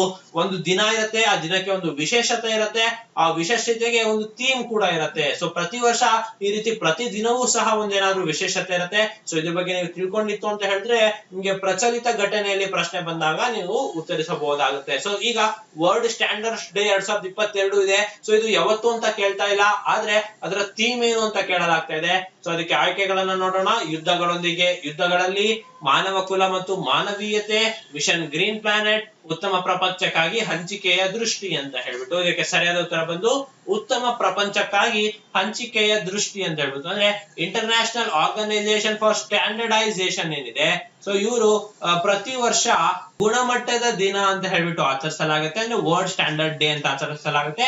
ಈ 2022ರ ಥೀಮ್ ಏನಾಗಿತ್ತು ಅಂತ ಹೇಳಿದ್ರೆ ಉತ್ತಮ ಪ್ರಪಂಚಕ್ಕಾಗಿ ಹಂಚಿಕೆಯ ದೃಷ್ಟಿ ಅಂತ ಹೇಳ್ಬಿಟ್ಟು ಈ ವರ್ಷದ ಥೀಮ್ ಇದಾಗಿತ್ತು ಅಂತ ಹೇಳ್ತಾ ಮುಂದಿನ ಪ್ರಶ್ನೆಯನ್ನ ನೋಡೋಣ. ನೂರಾರು ಪೈಲಟ್ ತಿಮಿಂಗಲಗಳು ಮೃತಪಟ್ಟಿರುವ ಪಿಟ್ ದ್ವೀಪವು ಯಾವ ದೇಶದಲ್ಲಿದೆ ಅಂತ ಹೇಳ್ಬಿಟ್ಟು. ಅಂದ್ರೆ Pitt island where hundreds of pilot whales were stranded death is located in which country ಅಂತ ಹೇಳ್ಬಿಟ್ಟು. ಸೊ ಈ ಪಿಟ್ ದ್ವೀಪ ಏನಿದೆ, ಇದರಲ್ಲಿ ನೂರಾರು ಪೈಲಟ್ ತಿಮಿಂಗಲಗಳು ಮೃತಪಟ್ಟಿತ್ತು, 400ಕ್ಕೂ ಹೆಚ್ಚು ತಿಮಿಂಗಲಗಳು ಸಾವನ್ನಪ್ಪಿದೆ. ಹಾಗಾದ್ರೆ ಈ ತಿಮಿಂಗಲಗಳು ಸಾವನ್ನಪ್ಪಲು ಏನು ಪ್ರಸಕ್ತ ಕಾರಣ ಅಂತ ಹೇಳ್ಬಿಟ್ಟು ಇನ್ನು ತಿಳಿದು ಬಂದಿಲ್ಲ. ಆದ್ರೆ ಈ ಸಮುದ್ರ ಸಸ್ತನಿ ಏನಿದೆ, ಸೊ ಇದು ಸಾಮಾಜಿಕ ಸ್ವಭಾವದಿಂದ ಅಥವಾ ಸೌರ ಜ್ವಾಲೆಗಳ ಮೂಲಕ ಅಥವಾ ಭೂಕಂಪ ಚಟುವಟಿಕೆಗಳ ಮೂಲಕ, ವಿದ್ಯುತ್ ಕಾಂತೀಯ ಕ್ಷೇತ್ರಗಳಿನ ಬದಲಾವಣೆಯ ಮೂಲಕ ಈ ಸಾವು ಸಂಭವಿಸಬಹುದು ಅಂತ ಹೇಳ್ತಾ. ಸೊ ಇದ್ರ ಬಗ್ಗೆ ತಿಳಿದಿರಲಿ, ಪಿಟ್ಟು ದ್ವೀಪ ನ್ಯೂಜಿಲೆಂಡ್ ನಲ್ಲಿದೆ. ಸೊ ಮುಂದಿನ ಪ್ರಶ್ನೆ ನೋಡೋಣ. ಸುದ್ದಿಯಲ್ಲಿ ಕಂಡು ಬಂದಿರುವ ಸೆಂಡೈ ಫ್ರೇಮ್ ವರ್ಕ್ ಯಾವ ಕ್ಷೇತ್ರಕ್ಕೆ ಸಂಬಂಧಿಸಿದೆ? Sendai frame work which was seen recently in news as associated with which field ಅಂತ ಹೇಳ್ಬಿಟ್ಟು. ಪ್ಲಾಸ್ಟಿಕ್ ತಡೆಗಟ್ಟುವಿಕೆ, ವಿಪತ್ತು ಅಪಾಯ ಕಡಿತ, ಭಯೋತ್ಪಾದನೆ ತಡೆಗಟ್ಟುವಿಕೆ, ಆರೋಗ್ಯ ಕ್ಷೇತ್ರ. ಇದಕ್ಕೆ ಸರಿಯಾದ ಉತ್ತರ ಬಂದು ವಿಪತ್ತು ಅಪಾಯ ಕಡಿತ. ಸೊ ಅಂದ್ರೆ ಈ ವಿಪತ್ತು ಅಪಾಯ ಅಂತ ಹೇಳಿದ್ರೆ ಡಿಸಾಸ್ಟರ್ ಮ್ಯಾನೇಜ್ಮೆಂಟ್ ಅನ್ನ ಕಡಿಮೆ ಮಾಡ್ಬೇಕಂತ ಹೇಳಿ ಸೊ ಈ ಅಂತಾರಾಷ್ಟ್ರೀಯ ದಿನವನ್ನ ವಿಪತ್ತು ಅಪಾಯ ಕಡಿತ ಅಂತಾರಾಷ್ಟ್ರೀಯ ದಿನ ಅಂತ ಹೇಳ್ಬಿಟ್ಟು ಪ್ರತಿ ವರ್ಷ ಅಕ್ಟೋಬರ್ 13ರಂದು ಇದನ್ನ ಆಚರಿಸಲಾಗುತ್ತೆ. ಸೊ ಈ ದಿನವು ವಿವಿಧ ಸಮಯದಲ್ಲಿ ಜೀವಿಗಳು, ಜೀವನೋಪಾಯಗಳು, ಮೂಲ ಸೌಕರ್ಯ ನಷ್ಟವನ್ನ ತಡೆಗಟ್ಟಲು ಈ ರೀತಿ ಜಾಗೃತಿಯನ್ನ ಮೂಡಿಸಲು ಈ ರೀತಿ ಗುರಿಯನ್ನ ಹೊಂದಿದೆ. ಸೊ ಈ ವಿಪತ್ತು ಅಪಾಯ ಕಡಿತ ದಿನ 2022ರ ಥೀಮ್ ಏನು ಅಂದ್ರೆ ಎಲ್ಲರಿಗೂ ಆರಂಭಿಕ ಎಚ್ಚರಿಕೆ ಅಂತ ಹೇಳ್ಬಿಟ್ಟು ಈ ವರ್ಷದ ಥೀಮ್ ಇದೆ. ಸೊ ಇದ್ರ ಬಗ್ಗೆ ತಿಳಿದಿರ್ಲಿ. ಮುಂದಿನ ಪ್ರಶ್ನೆಯನ್ನು ನೋಡೋಣ. ಇತ್ತೀಚೆಗೆ ಕರ್ನಾಟಕದ ಯಾವ ಬೀಚ್ಗೆ ಬ್ಲೂ ಫ್ಲಾಗ್ ಮಾನ್ಯತೆ ದೊರೆತಿದೆ? So recently Karnataka which flag awarded the blue flag? Malpe, eco beach, Murudeshwar beach, Karwar beach. So ಅಂದ್ರೆ ಬ್ಲೂ ಫ್ಲಾಗ್ ಅಂತ ಹೇಳ್ಬಿಟ್ಟು ನೀಡ್ತಾರೆ. ಅಂದ್ರೆ ಆ ಬೀಚ್ ಗಳಲ್ಲಿ ಉತ್ತಮವಾಗಿ ಬಳಕೆ ಆಗ್ತಾ ಇದೆ ಅಥವಾ ಒಂದು ಏನು ಮಾಲಿನ್ಯ ಇದೆ ಅದು ಕಡಿಮೆ ಇದೆ ಅಥವಾ ಬ್ಲೂ ಫ್ಲಾಗ್ ಅಂತ ನೀಡಲಾಗತ್ತೆ. ಸೊ ಇದು ಕರ್ನಾಟಕದ ಯಾವ ಬೀಚ್ ಗೆ ದೊರಕಿದೆ ಅಂತ ಹೇಳ್ಬಿಟ್ಟು ಇದಕ್ಕೆ ಸರಿಯಾದ ಉತ್ತರ ಬಂದು ಎಕೋ ಬೀಚ್. ಹೌದು ಸ್ನೇಹಿತರೆ, ಉತ್ತರ ಕನ್ನಡದ ಹೊನ್ನಾವರ ತಾಲೂಕಿನ ಇಕೋ ಬೀಚ್ ಏನಿದೆ ಈ ವರ್ಷ ಅಂತಾರಾಷ್ಟ್ರೀಯ ಮಟ್ಟದ ಬ್ಲೂ ಫ್ಲಾಗ್ ಮಾನ್ಯತೆ ದೊರಕಿದೆ. ಇದು 3 ವರ್ಷಗಳಿಂದ ಮಾನ್ಯ ಪಡೆಯುತ್ತಿದ್ದು ವಿಶೇಷ ಅನುದಾನ ಲಭಿಸಿದೆ. ಸೊ ಡೆನ್ಮಾರ್ಕ್ ನ ಪರಿಸರ ಶಿಕ್ಷಣ ಪ್ರತಿಷ್ಠಾನ ಈ ಬ್ಲೂ ಫ್ಲಾಗ್ ಮಾನ್ಯತೆಯನ್ನ ನೀಡತ್ತೆ ಅಂತ ಹೇಳ್ಬಿಟ್ಟು ನಿಮ್ಗೆ ತಿಳಿದಿರ್ಲಿ. ಇದು 3ನೇ ವರ್ಷ ಸತತವಾಗಿ ಈ ಕಾರವಾರದಲ್ಲಿ ಇರುವಂತಹ ಎಕೋ ಬೀಚ್ ಏನಿದೆ, ಹೊನ್ನಾವರದಲ್ಲಿರುವಂತಹ ಎಕೋ ಬೀಚ್ ಏನಿದೆ, ಸೊ ಇದಕ್ಕೆ ಮಾನ್ಯತೆ ಸಿಗ್ತಾ ಇದೆ ಅಂತ ಹೇಳ್ತಾ ಮುಂದಿನ ಪ್ರಶ್ನೆ ನೋಡೋಣ. ಮಿಷನ್ ಲೈಫ್ ಯೋಜನೆಗೆ ಚಾಲನೆ ನೀಡಿದವರು ಯಾರು? ಹೂ inaugurated mission life project? Antonio Guterres, Basavaraj Bommai, ಶಿವನಾಡರ್, Azim Premji. So ಹಾಗಾದ್ರೆ ಇದಕ್ಕೆ ಸರಿಯಾದ ಉತ್ತರ ನೋಡೋಣ, ಆಂಟೋನಿಯೋ ಗುಟೆರಸ್. ನಮ್ಮ ಯುನೈಟೆಡ್ ನೇಷನ್ ಆರ್ಗನೈಸೇಷನ್ ಏನಿದೆ, ಸೊ ಅದರ ನಿರ್ದೇಶಕರಾದಂತಹ ಆಂಟೋನಿಯೋ ಗುಟೆರಸ್ ಅವರೇನಿದ್ದಾರೆ, ಮಹಾ ಪ್ರಧಾನ ಕಾರ್ಯದರ್ಶಿ ಅವರು. ಸೊ ಅವರು ಇತ್ತೀಚೆಗೆ ನರೇಂದ್ರ ಮೋದಿ ಮತ್ತು ವಿಶ್ವಸಂಸ್ಥೆಯ ಸಹಯೋಗದೊಂದಿಗೆ ಈ ರೀತಿ ಮಿಷನ್ ಲೈಫ್ ಪ್ರಾಜೆಕ್ಟ್ ಅನ್ನ ಶುರು ಮಾಡಿದೆ. ಸೊ ಇದ್ರ ಬಗ್ಗೆ ನಿಮ್ಗೆ ಮಾಹಿತಿ ಇರಲಿ. ಮುಂದಿನ ಪ್ರಶ್ನೆ ನೋಡೋಣ. ವಿಶ್ವ ವಲಸೆ ಹಕ್ಕಿಗಳ ದಿನವನ್ನ ಪ್ರತಿ ವರ್ಷ ಯಾವ ತಿಂಗಳಲ್ಲಿ ಸ್ಮರಿಸಲಾಗುತ್ತದೆ? So world migratory bird day commemorated every year in which months ಅಂತ ಹೇಳ್ಬಿಟ್ಟು, ಸೊ ಮೇ ಮತ್ತು ಜೂನ್, ಮೇ ಮತ್ತು ಅಕ್ಟೋಬರ್, ಮೇ ಮತ್ತು ಸೆಪ್ಟೆಂಬರ್, ಮೇ ಮತ್ತು ಡಿಸೆಂಬರ್. ಅಂದ್ರೆ ನಿಮ್ಗೆ ಗೊತ್ತಿರ್ಬೋದು, ಹಲವಾರು ಪಕ್ಷಿಗಳು ಮೈಗ್ರೇಟ್ ಆಗತ್ತೆ ಅಥವಾ ವಲಸೆ ಹೋಗತ್ತೆ. ನಿಮ್ಗೆ ಗೊತ್ತಿರ್ಬೋದು, ನಿಮ್ಗ ಶಿವಮೊಗ್ಗ ಜಿಲ್ಲೆಯ ಮಂಡಗದ್ದೆಯಲ್ಲಿ ಈ ರೀತಿಯಾದಂತ ಒಂದು ಪಕ್ಷಿಧಾಮನೇ ಇದೆ. ಸೊ ಅಲ್ಲಿ ಮೈಗ್ರೇಟರಿ ಬರ್ಡ್ಸ್ ಬಂದು ಕೆಲವು ತಿಂಗಳು ಕಾಲ ಇರುತ್ತೆ. ಸೊ ಈ ರೀತಿ ಹಲವಾರು ಪಕ್ಷಿಧಾಮಗಳು ನಾವು ಕಾಣ್ತೇವೆ. ಸೊ ಈಗ ವಿಶ್ವ ವಲಸೆ ಹಕ್ಕಿಗಳ ದಿನ ಅಂತ ಪ್ರತಿ ತಿಂಗಳು ಯಾವಾಗ ಸ್ಮರಿಸಲಾಗುತ್ತೆ, ಯಾವ ವರ್ಷದಲ್ಲಿ ಅಂತ ಹೇಳ್ಬಿಟ್ಟು, ಸೊ ಯಾವ 2 ತಿಂಗಳಲ್ಲಿ ವಲಸೆ ಹಕ್ಕಿಗಳ ದಿನ ಅಂತ ಹೇಳ್ಬಿಟ್ಟು ಆಚರಿಸಲಾಗುತ್ತೆ ಅಂತ ನಿಮ್ಗೆ ತಿಳಿದಿತ್ತು ಅಂತ ಹೇಳಿದ್ರೆ ಕಮೆಂಟ್ ಸೆಕ್ಷನ್ ಅಲ್ಲಿ ತಿಳಿಸಬಹುದು. ಇದಕ್ಕೆ ಸರಿಯಾದ ಉತ್ತರ ಬಂದು ಮೇ ಮತ್ತು ಅಕ್ಟೋಬರ್. ಸೊ ಮೇ ಮತ್ತು ಅಕ್ಟೋಬರ್ ನಲ್ಲಿ ಪ್ರತಿ ವರ್ಷನೂ ವಿಶ್ವ ವಲಸೆ ಹಕ್ಕಿಗಳ ದಿನ ಅಂತ ಹೇಳ್ಬಿಟ್ಟು, ಅಂದ್ರೆ ಮೇ 2ನೇ ಶನಿವಾರ ಮತ್ತು ಅಕ್ಟೋಬರ್ 2ನೇ ಶನಿವಾರದಂದು ಇದನ್ನ ಸ್ಮರಿಸಲಾಗುತ್ತೆ. ಸೊ ಅಕ್ಟೋಬರ್ ನ 2ನೇ ಶನಿವಾರದಿಂದ ಮಧ್ಯ ಮತ್ತು ದಕ್ಷಿಣ ಆಫ್ರಿಕಾ, ಮೆಕ್ಸಿಕೋ ಮತ್ತು ಕೆರೆಬಿಯನ್ ಸುತ್ತಮುತ್ತಲಿನ ಜನರು ವಿಶ್ವ ವಲಸೆ ಹಕ್ಕುಗಳ ದಿನವನ್ನ ಸ್ಮರಿಸುತ್ತಾರೆ. ಸೊ ಹಾಗಾದ್ರೆ ಈ ವರ್ಷದ ವಿಶ್ವ ವಲಸೆ ಹಕ್ಕಿಗಳ ದಿನನ ಥೀಮ್ ಏನು ಅಂತ, ಸೊ ವಲಸೆ ಹಕ್ಕಿಗಳ ಮೇಲೆ ಬೆಳಕಿನ ಮಾಲಿನ್ಯದ ಪರಿಣಾಮ ಅಂತ ಹೇಳ್ಬಿಟ್ಟು ಈ ವರ್ಷದ ಥೀಮ್ ಇದೆ. ಸೊ ಇದ್ರ ಬಗ್ಗೆ ನಿಮ್ಗೆ ಮಾಹಿತಿ ಇರಲಿ. ಮುಂದಿನ ಪ್ರಶ್ನೆ ನೋಡೋಣ. ಸುದ್ದಿಯಲ್ಲಿ ಕಂಡು ಬರುವ ಧ್ರೂಜ ತೈಲ ಪೈಪ್ಲೈನ್ ಯಾವ ದೇಶದೊಂದಿಗೆ ತೈಲವನ್ನು ತಲುಪಿಸುತ್ತದೆ? Druzhba pipeline recently news delivers oil from which country ಅಂತ ನಾನು ನಿಮ್ಗೆ ಹೇಳ್ತಾ ಇದ್ದೆ. ನಾರ್ಡ್ ಸ್ಟ್ರೀಮ್ ನ ನೋಡಿದ್ವಿ, ಬಾಲ್ಟಿಕ್ ಪೈಪ್ಲೈನ್ ಅನ್ನ ನೋಡಿದ್ವಿ, ಈಗ ದೂರ್ಸ್ಬಾ ಪೈಪ್ಲೈನ್ ಅನ್ನ ನೋಡ್ತಾ ಇದ್ದೇವೆ. ಸೊ ಪರಿಸರ ಅಧ್ಯಯನದಲ್ಲಿ ಈ ರೀತಿಯಾದಂತಹ ಪ್ರಶ್ನೆಗಳು ನಿಮಗೆ ಸಹ ಕಂಡು ಬರ್ಬೋದು.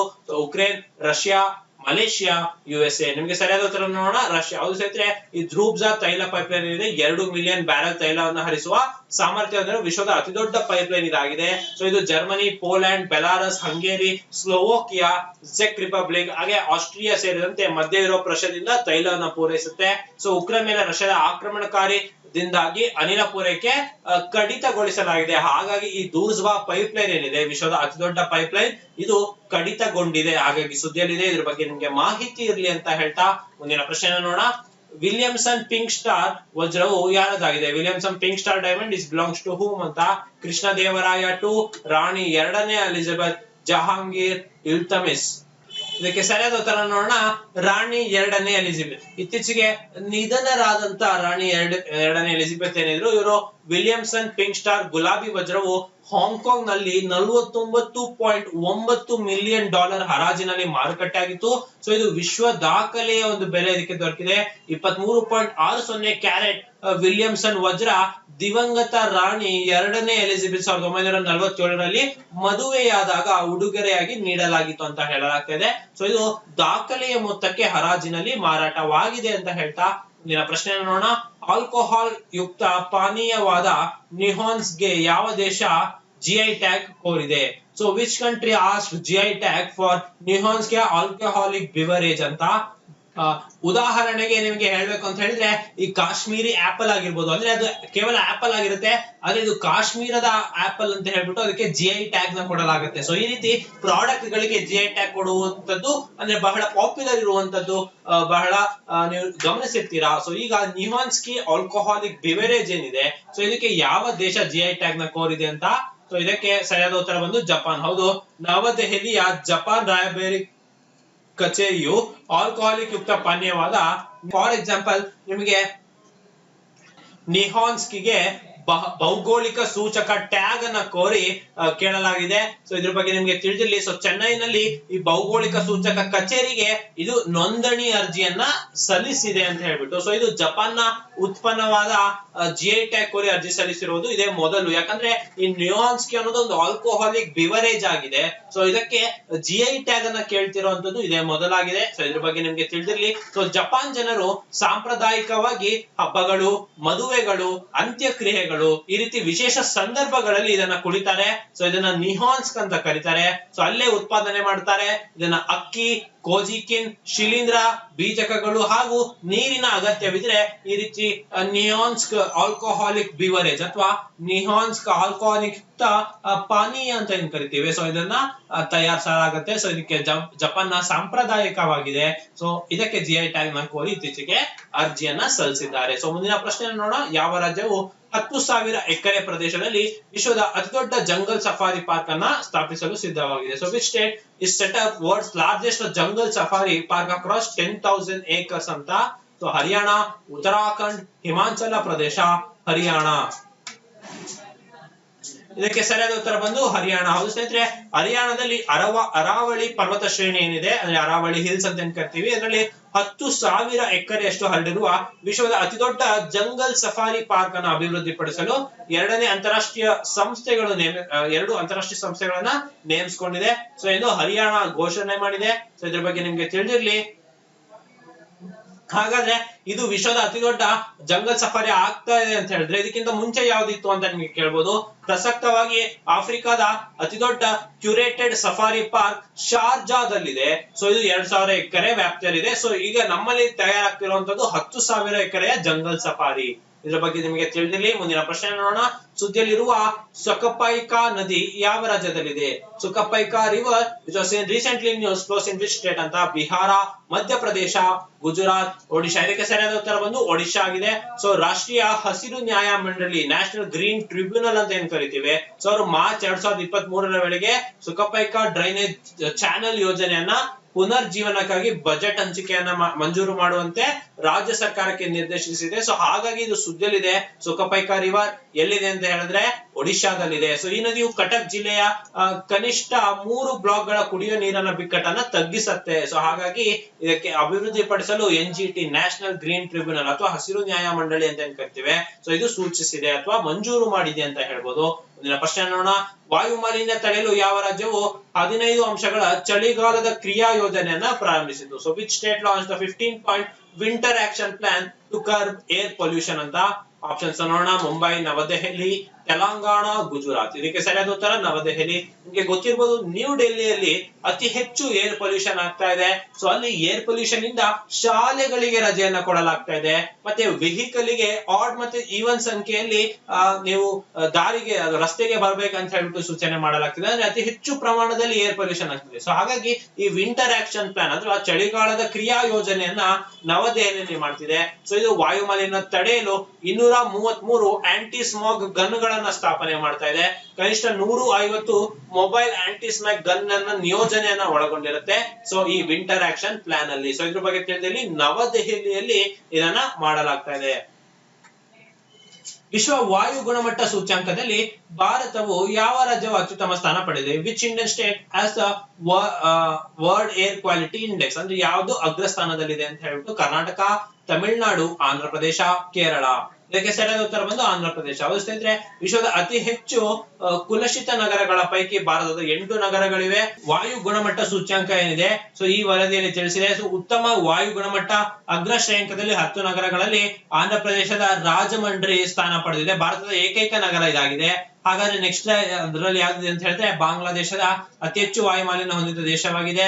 ವಾಯು ಮಾಲಿನ್ಯಕ್ಕೆ ಕಾರಣದ ಪ್ರಮುಖ ಮಾಲಿನ್ಯ ಕಣಗಳು ಅಂದ್ರೆ PM10 ಮತ್ತು PM25 ಕಣಗಳು ಆಗಿರ್ಬೋದು. ಅಂದ್ರೆ ನಿಮ್ಗೆ ಗೊತ್ತಿರ್ಬೋದು, ಎಲ್ಲದಕ್ಕೂ ಏರ್ ಪೊಲ್ಯೂಷನ್ ಅಂತ ಹೇಳೋದಿಲ್ಲ.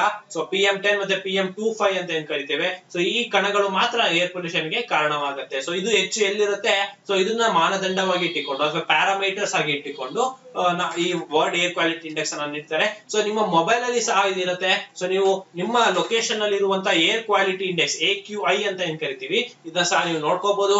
ಅದು ತೋರ್ಸತ್ತೆ. ಸೊ ಅಂದ್ರೆ 10ರ ಒಳಗೆ ಇದೆ ಅಂತ ಹೇಳಿದ್ರೆ ಇದು ನಿಮ್ಮ ಉತ್ತಮವಾಗಿದೆ, ನೀವು ವಾಕಿಂಗ್ ಅನ್ನ ಮಾಡಬಹುದು ಅಥವಾ ಹೊರಗೆ ಹೋಗ್ಬೋದು ಅಂತ. ಸೊ ಒಮ್ಮೊಮ್ಮೆ ರೆಡ್ ತೋರಿಸ್ತಾ ಇರುತ್ತೆ, ಅಂದ್ರೆ ಇದು ಅತಿ ಹೆಚ್ಚು ಮಾಲಿನ್ಯಕರವಾದ ಸಮಯ ಇದಾಗಿದೆ. ಸೊ ನೀವು ಮಾಸ್ಕ್ ಅನ್ನ ಧರಿಸಬೇಕಾಗತ್ತೆ ಅಂತ ಅದು ನಿಮ್ಗೆ ತೋರಿಸುತ್ತೆ. ಸೊ ಈಗ ರಾಜಮಂಡ್ರಿ ಏನಿದೆ ಆಂಧ್ರ ಪ್ರದೇಶದ್ದು ಏಕೈಕ ನಗರ, ಸ್ವಲ್ಪ ಏರ್ ಕ್ವಾಲಿಟಿ ಇಂಡೆಕ್ಸ್ ಬೆಟರ್ ಇರುವಂತದ್ದು. ಸೊ ಇದ್ರ ಬಗ್ಗೆ ನಿಮ್ಗೆ ತಿಳಿದಿರ್ಲಿ. ಪಹಲ್ಗಾಮ್ ಪಕ್ಷಿ ಉತ್ಸವ 2022 ಇತ್ತೀಚೆಗೆ ಯಾವ ರಾಜ್ಯದಲ್ಲಿ ಉದ್ಘಾಟಿಸಲಾಯಿತು? So Pahalgam where the bird festival 2020 was inaugurated recently is located in which state ಅಂತ ಹೇಳ್ಬಿಟ್ಟು ಕರ್ನಾಟಕ, ಆಂಧ್ರ ಪ್ರದೇಶ, ಜಮ್ಮು ಕಾಶ್ಮೀರ, ತಮಿಳುನಾಡು. ಸೊ ನಿಮಗೆ ಉತ್ತರ ತಿಳಿದಿತ್ತು ಅಂತ ಹೇಳಿದ್ರೆ ನೀವು ಕಮೆಂಟ್ ಸೆಕ್ಷನ್ ಅಲ್ಲಿ ತಿಳಿಸಬಹುದು. ಇದಕ್ಕೆ ಸರಿಯಾದ ಉತ್ತರ ಬಂದು ಜಮ್ಮು ಕಾಶ್ಮೀರ.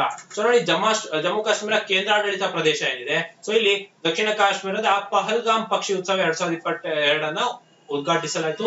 ಸೊ ಈ ಬರ್ಡ್ ಫೆಸ್ಟಿವಲ್ ಅನ್ನ ಜಮ್ಮು ಕಾಶ್ಮೀರದ ಪ್ರವಾಸೋದ್ಯಮನ ಉತ್ತೇಜಿಸಲು ಮತ್ತೆ ಅಭಯಾರಣ್ಯ ನೇಚರ್ ಫೌಂಡೇಶನ್ ಸಹಯೋಗದೊಂದಿಗೆ ಈ ಪ್ರವಾಸೋದ್ಯಮ ಇಲಾಖೆ ಕೈ ಜೋಡಿಸಿದೆ. ಸೊ ಈ ಬರ್ಡ್ ಫೆಸ್ಟಿವಲ್ ಅಲ್ಲಿ ಪಹಲ್ಗಾಮ್ ಬರ್ಡ್ ಫೆಸ್ಟಿವಲ್ ಏನಿದೆ ಇದು ಜಮ್ಮು ಕಾಶ್ಮೀರ ಕೇಂದ್ರಾಡಳಿತ ಪ್ರದೇಶದಲ್ಲಿ ಮಾಡಲಾಗತ್ತೆ ಅಂತ ಹೇಳ್ಬಿಟ್ಟು ನಿಮ್ಗೆ ತಿಳಿದಿರ್ಲಿ.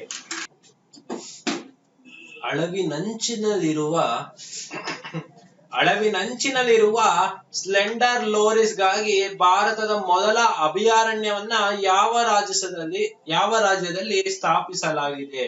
So India's first sanctuary for endangered slender loris is to be set up in which state ಅಂತ ಹೇಳ್ಬಿಟ್ಟು ನಮ್ಮ ಆಯ್ಕೆಗಳನ್ನ ನೋಡೋಣ. ತಮಿಳುನಾಡು, ಕೇರಳ, ಕರ್ನಾಟಕ, ಮಧ್ಯಪ್ರದೇಶ. ಇದಕ್ಕೆ ಸರಿಯಾದ ಉತ್ತರ ಬಂದು ತಮಿಳುನಾಡು. ನಿಮ್ಗೆ ಸ್ಲೋ ಲೋರಿಸ್ ಅಂತ ಕರೀತಾರೆ ಅಥವಾ ಸ್ಲೆಂಡರ್ ಲೋರಿಸ್ ಅಂತ ಕರೀತಾರೆ. ಸೊ ಇದು ಅಳಿವಿನಂಚಿನಲ್ಲಿದೆ. ಸೊ ಇದನ್ನ ಸಂರಕ್ಷಿಸಲು ಭಾರತದಲ್ಲಿ ಮೊಟ್ಟ ಮೊದಲಿಗೆ ಒಂದು ಸ್ಯಾಂಕ್ಚುರಿಯನ್ನ ಮಾಡ್ತಿದ್ದಾರೆ ಅಥವಾ ಅಭಯಾರಣ್ಯವನ್ನ ಮಾಡ್ತಿದ್ದಾರೆ. ಸೊ ಇದು ಯಾವ ರಾಜ್ಯದಲ್ಲಿದೆ ಅಂತ ಹೇಳ್ಬಿಟ್ಟು, ಸೊ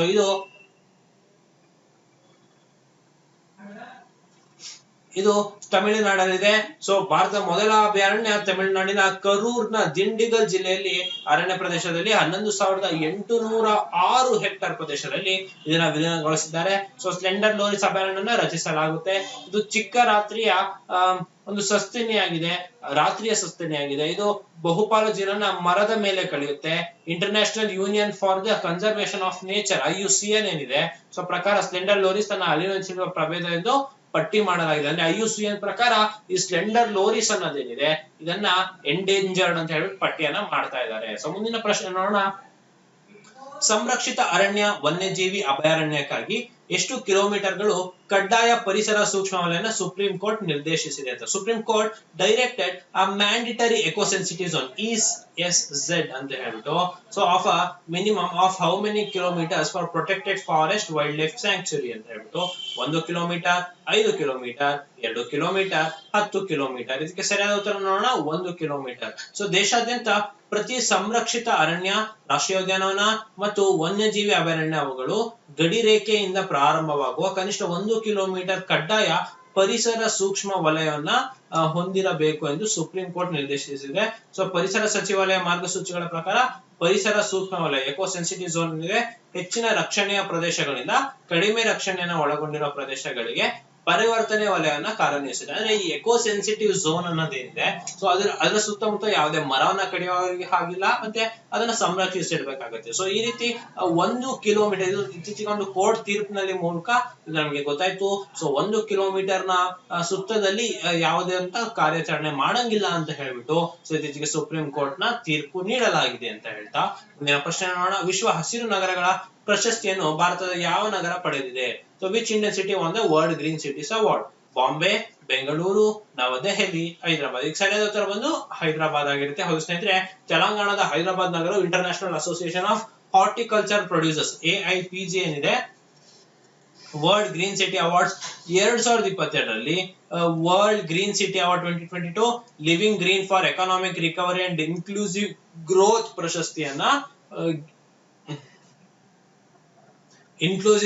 ಪ್ರಶಸ್ತಿಯನ್ನ ಇದು ಗೆದ್ದಿದೆ ಅಂತ ಹೇಳ್ಬಿಟ್ಟು ಸೊ ನಿಮ್ಗೆ ತಿಳಿದಿರಲಿ. ಮುಂದಿನ ಪ್ರಶ್ನೆ ನೋಡೋಣ. ಯಾವ ರಾಜ್ಯವು ರಣಹದ್ದು ಸಂರಕ್ಷಣೆಗಾಗಿ ರಾಜ್ಯ ಮಟ್ಟದ ಸಮಿತಿಯನ್ನ ಪ್ರಾರಂಭಿಸಿದೆ? Which state launch state level committee for vulture conservation? Tamil Nadu, Andhra Pradesh, Karnataka, Gujarat. ಇದಕ್ಕೆ ಸರಿಯಾದ ಉತ್ತರ ಬಂದು ತಮಿಳುನಾಡಿದೆ. ಸೊ ತಮಿಳುನಾಡಿನ ಸರ್ಕಾರವು ರಣಹದ್ದು ಸಂರಕ್ಷಣೆಗಾಗಿ 2022ರಿಂದ 2025ರ ಕ್ರಿಯಾ ಯೋಜನೆಯ ಅನುಷ್ಠಾನಕ್ಕಾಗಿ ರಾಜ್ಯ ಮಟ್ಟದ ಸಮಿತಿಯನ್ನ ಪ್ರಾರಂಭಿಸಿತ್ತು. ಸೊ ರಣಹದ್ದುಗಳ ಸಂಖ್ಯೆಯನ್ನು 1993 ಮತ್ತು 2003 ನಡುವೆ 96% ಕುಸಿತವನ್ನ ಕಂಡುಹಿಡಿದಿತ್ತು. ಸೊ ಹಾಗಾಗಿ ತಮಿಳುನಾಡು ಸರ್ಕಾರ ಈ ರಣಹದ್ದುಗಳಿಗೆ ಅಂತಾನೆ ಒಂದು ರಾಜ್ಯ ಮಟ್ಟದ ಒಂದು ಸಮಿತಿ ಅಥವಾ ಕಮಿಟಿಯನ್ನ ಮಾಡ್ಕೊಂಡಿದೆ ಅಂತ ಹೇಳ್ಬಿಟ್ಟು ನಿಮ್ಗೆ ತಿಳಿದಿದೆ. ಇತ್ತೀಚೆಗೆ ಸೂಚಿಸಲಾದ ದುರ್ಗಾವತಿ ಹುಲಿ ಸಂರಕ್ಷಿತ ಪ್ರದೇಶ ಯಾವ ರಾಜ್ಯದಲ್ಲಿದೆ? So Durgavati tiger reserve which was notified recently is located in which state ಅಥವಾ ಯೂನಿಯನ್ ಟೆರಿಟರಿ ಅಂತ ಗುಜರಾತ್, ಮಧ್ಯಪ್ರದೇಶ, ರಾಜಸ್ಥಾನ, ಅಸ್ಸಾಂ. ಸೊ ನಿಮ್ಗೆ ಈ ಟೈಗರ್ ರಿಸರ್ವ್ಸ್ ಏನಿದೆ, ಸೊ ಇದು ಹಲವಾರು ಇದೆ. ಸೊ ನಮ್ಮ ಕರ್ನಾಟಕದಲ್ಲಿ ಸಹ ಬಿಳಿಗಿರಿ ರಂಗನ BRT ಹಿಲ್ಸ್ ಇದೆ, ಅಥವಾ ನಾಗರಹೊಳೆ ಟೈಗರ್ ರಿಸರ್ವ್ ಇದೆ, ಭದ್ರಾ ಟೈಗರ್ ರಿಸರ್ವ್ ಇದೆ. ಸೊ ಈ ರೀತಿ ಹಲವಾರು ಇದೆ. ಸೊ ನಿಮ್ಗೆ ಇದ್ರ ಬಗ್ಗೆ ನಿಮ್ಗೆ ತಿಳಿದಿರ್ಲಿ. ಸೊ ಈಗ ದುರ್ಗಾವತಿ ಟೈಗರ್ ರಿಸರ್ವ್ ಎಲ್ಲಿದೆ ಅಂತ ಹೇಳಿದ್ರೆ ಇದು ಮಧ್ಯಪ್ರದೇಶದಲ್ಲಿದೆ. ಸೊ ಪನ್ನಾ ಹುಲಿ ಸಂರಕ್ಷಿತ ಪ್ರದೇಶ ಹುಲಿಗಳಿಗಾಗಿ ಹೊಸ ಮೀಸಲು ಪ್ರದೇಶವನ್ನು ಅನುಮೋದಿಸಿದೆ. ಸೊ ಇದನ್ನ ದುರ್ಗಾವತಿ ಹುಲಿ ಸಂರಕ್ಷಿತ ಪ್ರದೇಶ ಅಂತ ಕರೆಯಲಾಗುತ್ತೆ. ಇದು ಕೆನ್ ಬೆಟ್ವಾ ನದಿಗಳ ಜೋಡಣೆಯಿಂದಾಗಿ 2339 ಚದರ ಕಿಲೋಮೀಟರ್ ಅಷ್ಟು ಹುಲಿ ಸಂರಕ್ಷಿತ ಪ್ರದೇಶ ಇದಾಗಿತ್ತು. ಅಂದ್ರೆ ನಮಗೆ ಕೆನ್ ಬೆಟ್ವಾ ಅಂತ ನದಿ ಜೋಡಣೆ ಏನಿತ್ತು, ಸೊ ಇದು ಮಧ್ಯಪ್ರದೇಶದಲ್ಲಿ ಕಂಡು ಬಂದಿತ್ತು. ಸೊ ಈ ನದಿ ಜೋಡಣೆಯಿಂದ ಹಲವಾರು ಫ್ಲಡ್ ಗಳಾಗಿತ್ತು, ಅಥವಾ ಸೊ ಇದು ಬಹಳ ಪರಿಸರಕ್ಕೆ ನಾಶ ಆಗಿತ್ತು. ಸೊ ಈಗ ಹೊಸ ದುರ್ಗಾವತಿ ಟೈಗರ್ ರಿಸರ್ವ್ ಅನ್ನ ಮಾಡ್ತಾ ಇದ್ದಾರೆ. ಹವಾಮಾನ ಪಾರದರ್ಶಕತೆ ವರದಿ 2022ರ ಪ್ರಕಾರ ಶಾಖಾ ಸಂಬಂಧಿತ ಕಾರ್ಮಿಕ ಸಾಮರ್ಥ್ಯ ಕುಸಿತದಿಂದ ಯಾವ ದೇಶವು ಅತಿ ಹೆಚ್ಚು ಆದಾಯ ನಷ್ಟಕ್ಕೆ ಒಳಗಾಗಿದೆ? So as per the Climate Transparency Report 2022, which country was the most affected by income losses from heat related capacity reduction ಅಂತ ಹೇಳ್ಬಿಟ್ಟು ಭಾರತ, ಅಮೆರಿಕ, ಜಪಾನ್, ಬಾಂಗ್ಲಾದೇಶ. ಇದಕ್ಕೆ ಸರಿಯಾದ ಉತ್ತರ ಬಂದು ಭಾರತ ಆಗಿರುತ್ತೆ. ಅಂದ್ರೆ ಹವಾಮಾನ ಪಾರದರ್ಶಕತೆ ವರದಿ ಅಥವಾ ಏನು ಕ್ಲೈಮೇಟ್ ಟ್ರಾನ್ಸ್ಪರೆನ್ಸಿ ರಿಪೋರ್ಟ್ ಅಂತ ಏನ್ ಕರೀತಾರೆ, ಸೊ ಹವಾಮಾನ ವಿಶ್ಲೇಷಣಾ ಸಂಸ್ಥೆಗಳು ಪಾಲುದಾರಿಕೆಯಿಂದ ಬಿಡುಗಡೆ ಮಾಡಲಾಗಿದೆ. ಸೊ ವರದಿಯ ಪ್ರಕಾರ ಈ ವಲಯ ಆದಾಯ ನಷ್ಟದಿಂದ ಹೆಚ್ಚು ಪ್ರಭಾವಿತಗೊಂಡಿರುತ್ತೆ. ಸೊ GDP 5.4%, ಭಾರತ ಆಗಿದೆ. ಎರಡನೇದು ಇಂಡೋನೇಷ್ಯಾ 1.6%, ಸೌದಿ ಅರೇಬಿಯಾ 1%. ಶಾಖ ಸಂಬಂಧಿತ ಕಾರ್ಮಿಕ ಸಾಮರ್ಥ್ಯದ ಕುಸಿತದಿಂದ ನಷ್ಟಗಳು, ಸೇವೆಗಳು, ಉತ್ಪಾದನೆ, ಕೃಷಿ ಮತ್ತು ನಿರ್ಮಾಣಕ್ಕೆ ಆದ್ಯತೆ ಇದಾಗಿದೆ ಅಂತ ಹೇಳ್ಬಿಟ್ಟು ನಿಮ್ಗೆ ತಿಳಿದಿರ್ಬೇಕಾಗತ್ತೆ. ಸೊ ಮುಂದಿನ ಪ್ರಶ್ನೆಯನ್ನು ನೋಡೋಣ. ಯಾವ ರಾಜ್ಯವು ಪರಿಸರ ಮಂತ್ರಿಗಳ ರಾಷ್ಟ್ರೀಯ ಸಮ್ಮೇಳನ ಆಯೋಜಿಸಿದೆ? So which state is the host of national conference of international ministers ಅಂತ? ರಾಜಸ್ಥಾನ, ಗುಜರಾತ್, ನವದೆಹಲಿ, ಪುಣೆ. ಇದಕ್ಕೆ ಸರಿಯಾದ ಉತ್ತರ ಬಂದು ಗುಜರಾತ್ ಆಗಿರುತ್ತೆ ಸ್ನೇಹಿತರೆ. ಸೊ ಪ್ರಧಾನಿ ನರೇಂದ್ರ ಮೋದಿ ಅವರು ಗುಜರಾತ್ ನ ಏಕ್ತಾ ನಗರದಲ್ಲಿ ಪರಿಸರ ಮಂತ್ರಿಗಳ ರಾಷ್ಟ್ರೀಯ ಸಮ್ಮೇಳನ ಉದ್ಘಾಟಿಸಿದ್ರು. ಸೊ ಈ 2 ದಿನಗಳ ಸಮ್ಮೇಳನದಲ್ಲಿ ಜೀವನದ ಮೇಲಿನ ಕೇಂದ್ರೀಕರಿಸುವ ವಿಷಯದೊಂದಿಗೆ 6 ವಿಷಯಾಧಾರಿತ ಅವಧಿಯನ್ನ ಹೊಂದಿರುತ್ತೆ. ಸೊ ಹವಾಮಾನ ಬದಲಾವಣೆಯನ್ನು ಎದುರಿಸುವುದು, ಪರಿವೇಶದ ಸಂಯೋಜಿತ ಹಸಿರು ಅನುಮತಿಗಳಿಗಾಗಿ ಏಕಗವಾಕ್ಷಿ ವ್ಯವಸ್ಥೆ, ಅರಣ್ಯ ನಿರ್ವಹಣೆ, ಮಾಲಿನ್ಯ ತಡೆಗಟ್ಟುವಿಕೆ ಮತ್ತು ನಿಯಂತ್ರಣ, ವನ್ಯಜೀವಿ ನಿರ್ವಹಣೆ, ಪ್ಲಾಸ್ಟಿಕ್ ಮತ್ತು ತ್ಯಾಜ್ಯ ನಿರ್ವಹಣೆ, ಈ ರೀತಿ ಹಲವಾರು ವಿಷಯಗಳನ್ನ ಕುರಿತು ಈ ಸಮ್ಮೇಳನದಲ್ಲಿ ಮಾತನಾಡಲಾಗಿತ್ತು. So national conference of environmental ministers ಏನಿದೆ, ಸೊ ಪರಿಸರ ಮಂತ್ರಿಗಳ ರಾಷ್ಟ್ರೀಯ ಸಮ್ಮೇಳನ ಗುಜರಾತ್ ನಲ್ಲಿ ನಡೆದಿತ್ತು ಅಂತ ಹೇಳ್ಬೋದು. ಸೊ ಮುಂದಿನ ಪ್ರಶ್ನೆ ನೋಡಬಹುದು. ಸ್ವಚ್ಛ ವಾಯು ಸರ್ವೇಕ್ಷಣ್ ಕಾರ್ಯಕ್ರಮ ಯಾವ ಕೇಂದ್ರ ಸಚಿವಾಲಯವು ಜಾರಿಗೊಳಿಸಿದೆ? So Swachh Vayu Survekshan programme is implemented by which union ministry ಅಂತ? ಪರಿಸರ, ಅರಣ್ಯ ಮತ್ತು ಹವಾಮಾನ ಬದಲಾವಣೆ ಸಚಿವಾಲಯ, ಗ್ರಾಮೀಣಾಭಿವೃದ್ಧಿ ಸಚಿವಾಲಯ, ಕೃಷಿ ಸಚಿವಾಲಯ, ಇಂಧನ ಸಚಿವಾಲಯ. ಇದಕ್ಕೆ ಸರಿಯಾದ ಉತ್ತರ ಬಂದು ಪರಿಸರ, ಅರಣ್ಯ ಮತ್ತು ಹವಾಮಾನ ಬದಲಾವಣೆ ಸಚಿವಾಲಯ. ಸೊ ಇವರು 2019 ತಮ್ಮ ರಾಷ್ಟ್ರೀಯ ಶುದ್ಧ ಗಾಳಿ 2019 ಅಡಿಯಲ್ಲಿ ಸ್ವಚ್ಛ ವಾಯು ಸರ್ವೇಕ್ಷಣ್ ಕಾರ್ಯಕ್ರಮವನ್ನು ಪ್ರಾರಂಭಿಸಿದೆ. ಸೊ 2025-26ರ ವೇಳೆಗೆ ವಾಯು ಮಾಲಿನ್ಯವನ್ನು 40%ರವರೆಗೆ ಕಡಿಮೆ ಮಾಡಲು NCAP ನ ಭಾಗವಾಗಿ ಸಿದ್ಧಪಡಿಸಲಾದ ನಗರ ಕ್ರಿಯಾ ಯೋಜನೆಗಳನ್ನ ಅನುಷ್ಠಾನಗೊಳಿಸಲು ಸ್ವಚ್ಛ ವಾಯು ಸರ್ವೇಕ್ಷಣಾ ದೇಶದ 131 ನಗರಗಳಿಗೆ ಶ್ರೇಯಾಂಕ ನೀಡುತ್ತದೆ. ಸೊ ವಿಶ್ವ ಪರಿಸರ ದಿನಾಚರಣೆ, ವಿಶ್ವ ಪರಿಸರ ಏನು ದಿನಾಚರಣೆಯನ್ನ ಆರಂಭಿಸ್ತೀವಿ. ಸೊ ಇದು June 5 ಪ್ರತಿ ವರ್ಷ ಆಚರಿಸಲಾಗತ್ತೆ. ಸೊ ಈಗ ಸ್ವಚ್ಛ ವಾಯು ಸರ್ವೇಕ್ಷಣ್ ಅಂತ ಹೇಳ್ಬಿಟ್ಟು ಈ ಪರಿಸರ, ಅರಣ್ಯ ಮತ್ತು ಹವಾಮಾನ ಬದಲಾವಣೆ ಸಚಿವಾಲಯ ತಗೊಬಂದಿದೆ ಅಂತ ಹೇಳ್ತಾ ಮುಂದಿನ ಪ್ರಶ್ನೆನ ನೋಡೋಣ. 2026ರ ವೇಳೆಗೆ ರಾಷ್ಟ್ರೀಯ ಶುದ್ಧ ಗಾಳಿ ಕಾರ್ಯಕ್ರಮ NCAP ಅಡಿಯಲ್ಲಿ ನಗರಗಳ ಕಣಗಳ ಸಾಂದ್ರತೆಯನ್ನು ಕಡಿಮೆ ಮಾಡಲು ಹೊಸ ಗುರಿ ಎಷ್ಟಕ್ಕೆ ನಿಗದಿಪಡಿಸಲಾಗಿದೆ? So what is the new target for reduction in particulate matter concentration in cities under National Clean Air Programme by 2026? 10%, 20%, 40%, 50%. ಇದಕ್ಕೆ ಸರಿಯಾದ ಉತ್ತರ ಬಂದು 40%. ಅಂದ್ರೆ ಈ ಕೇಂದ್ರ ಪರಿಸರ ಸಚಿವಾಲಯ ಏನಿದೆ 2026ರ ವೇಳೆಗೆ ರಾಷ್ಟ್ರೀಯ ಸ್ವಚ್ಛ ಗಾಳಿ ಕಾರ್ಯಕ್ರಮದ NCAP ಅಡಿಯಲ್ಲಿ ಒಳಗೊಂಡಿರುವ ನಗರಗಳಲ್ಲಿ ಕಣಗಳ ಸಾಂದ್ರತೆಯನ್ನ 40%ದಷ್ಟು ಕಡಿಮೆ ಮಾಡಲು ಹೊಸ ಗುರಿಯನ್ನ ನಿಗದಿಪಡಿಸಿದೆ. ಸೊ 20ರಿಂದ 30%ಕ್ಕೆ ಹೆಚ್ಚಿಸಲಾಗಿತ್ತು. ಈಗ 30ರಿಂದ 40%ಕ್ಕೆ ಹೆಚ್ಚಿಕೆ ಮಾಡಲಾಗಿದೆ ಅಂತ ನಿಮ್ಗೆ ಮಾಹಿತಿ ತಿಳಿದಿರಲಿ. ಹೆಚ್ಚಿನ ಮಾಹಿತಿಗಾಗಿ ನೀವು ಸ್ಪರ್ಧಾ ಅಶ್ವಮೇಧ ನವೆಂಬರ್ 2022 ಸಂಚಿಕೆಯನ್ನ ಡೌನ್ಲೋಡ್ ಮಾಡ್ಕೊಳ್ಳಿ. ಸುದ್ದಿಯಲ್ಲಿ ಕಂಡು ಬರುವ ತಾಮಿರುಪಾಣಿ ನದಿ ಯಾವ ರಾಜ್ಯದಲ್ಲಿದೆ? ತಾಮಿರಪಾಣಿ river which was seen recently news located in which state? Karnataka, Tamil Nadu, Kerala, Telangana. ಇದಕ್ಕೆ ಸರಿಯಾದ ಉತ್ತರ ಬಂದು ತಮಿಳುನಾಡು. ಸೊ ತಾಮಿರಪಾಣಿ ನದಿಯು ತಮಿಳುನಾಡಿನ ತಿರುವನ್ನಲ್ವೇಲಿ ಜಿಲ್ಲೆಯ ಪಶ್ಚಿಮ ಘಟ್ಟದ ಪೊತಿಗೈ ಬೆಟ್ಟಗಳಿಂದ ಹುಟ್ಟುತ್ತದೆ. ಸೊ ಬೆಂಗಳೂರು ಮೂಲದ Ashoka trust for research and environment ಸಂಶೋಧಕರು ಟೆಮಿರಾಸಿಸ್ ಯೋಜನೆ ಅಡಿಯಲ್ಲಿ ತಾಮಿರುಪಾಣಿ ನದಿಯ ಪುನರುಜ್ಜೀವನ ಪ್ರಾರಂಭಿಸಿದ್ದಾರೆ. ಸೊ ಅದಕ್ಕಾಗಿ ಇದು ಸುದ್ದಿಯಲ್ಲಿತ್ತು. ಇದು ತಮಿಳುನಾಡಿನಲ್ಲಿದೆ, ತಾಮಿರಪಾಣಿ ರಿವರ್ ಅಂತ ಹೇಳ್ಬಿಟ್ಟು ಕರೀತಾರೆ. ಇದ್ರ ಬಗ್ಗೆ ಮಾಹಿತಿಯಲ್ಲಿ ಮುಂದಿನ ಪ್ರಶ್ನೆ ನೋಡೋಣ. ಯಾವ ನಗರವು ಖಾದಿ ಫೆಸ್ಟ್ 2022 ಎಕ್ಸಿಬಿಷನ್ ಅನ್ನ ಆಯೋಜಿಸಿದೆ? Which city is the host of Khadi fest 2022 exhibition? Telangana, Mumbai, Chennai, Bengaluru. ಆಯ್ಕೆಗಳನ್ನ ನೋಡೋಣ. ತೆಲಂಗಾಣ, ಮುಂಬೈ, ಚೆನ್ನೈ, ಬೆಂಗಳೂರು. ಇದಕ್ಕೆ ಸರಿಯಾದ ಉತ್ತರ ನೋಡೋಣ, ಮುಂಬೈ. ಹೌದು ಸ್ನೇಹಿತರೆ, ಕೇಂದ್ರ ಸೂಕ್ಷ್ಮ, ಸಣ್ಣ ಮತ್ತು ಮಾಧ್ಯಮ ಉದ್ಯಮಗಳು ಅಂದ್ರೆ micro, small and medium enterprises MSME ಅಂತ ಏನ್ ಕರಿತೇವೆ, ಅದರ ಸಚಿವರಾದಂತಹ ನಾರಾಯಣ್ ರಾಣೆ ಅವರು ಮುಂಬೈನಲ್ಲಿ ಖಾದಿ ಫೆಸ್ಟಿವಲ್ 2022 ಪ್ರದರ್ಶನವನ್ನ ಇತ್ತೀಚೆಗೆ ಉದ್ಘಾಟನೆ ಮಾಡಿದ್ರು. ಸೊ ಇದು ಮುಂಬೈನಲ್ಲಿ ನಡೀತಾ ಇದೆ. ಸೊ ಇದ್ರ ಬಗ್ಗೆ ನಿಮ್ಗೆ ತಿಳಿದಿರಲಿ. ಸೊ 257 ಕೋಟಿಗೂ ಹೆಚ್ಚು ದಾಖಲೆಯ ರಫ್ತುಗಳನ್ನ 2021-22 ಫಿಸ್ಕಲ್ ಇಯರ್ ಅಥವಾ ಫೈನಾನ್ಷಿಯಲ್ ಇಯರ್ ಅಂತ ಏನ್ ಕರಿತೇವೆ, ಈ ಹಣಕಾಸು ವರ್ಷದಲ್ಲಿ ಇದು ದಾಖಲೆ ಮಾಡಿದೆ ಅಂತ ಹೇಳ್ತಾ ಮುಂದಿನ ಪ್ರಶ್ನೆ ನೋಡೋಣ. ಚುಂಚು 3 ಜಲ ವಿದ್ಯುತ್ ಯೋಜನೆ ಯಾವ ರಾಜ್ಯದಲ್ಲಿದೆ? ಚುಂಚು 3 hydro power project located in which state ಅಂತ ನಮ್ಮ ಆಯ್ಕೆಗಳನ್ನ ನೋಡೋಣ. ಹಿಮಾಚಲ ಪ್ರದೇಶ, ಉತ್ತರಾಖಂಡ್, ಕರ್ನಾಟಕ, ಕೇರಳ. ಸೊ ನಿಮ್ಗೆ ಉತ್ತರ ತಿಳಿದಿತ್ತು ಅಂತ ಹೇಳಿದ್ರೆ ನೀವು ಕಮೆಂಟ್ ಸೆಕ್ಷನ್ ಅಲ್ಲಿ ತಿಳಿಸಬಹುದು. ನಿಮ್ಗೆ 5 ಸೆಕೆಂಡ್ಗಳ ಕಾಲಾವಕಾಶ ಇರುತ್ತೆ. ಇದಕ್ಕೆ ಸರಿಯಾದ ಉತ್ತರವನ್ನು ನೋಡೋಣ. ಹಿಮಾಚಲ ಪ್ರದೇಶ.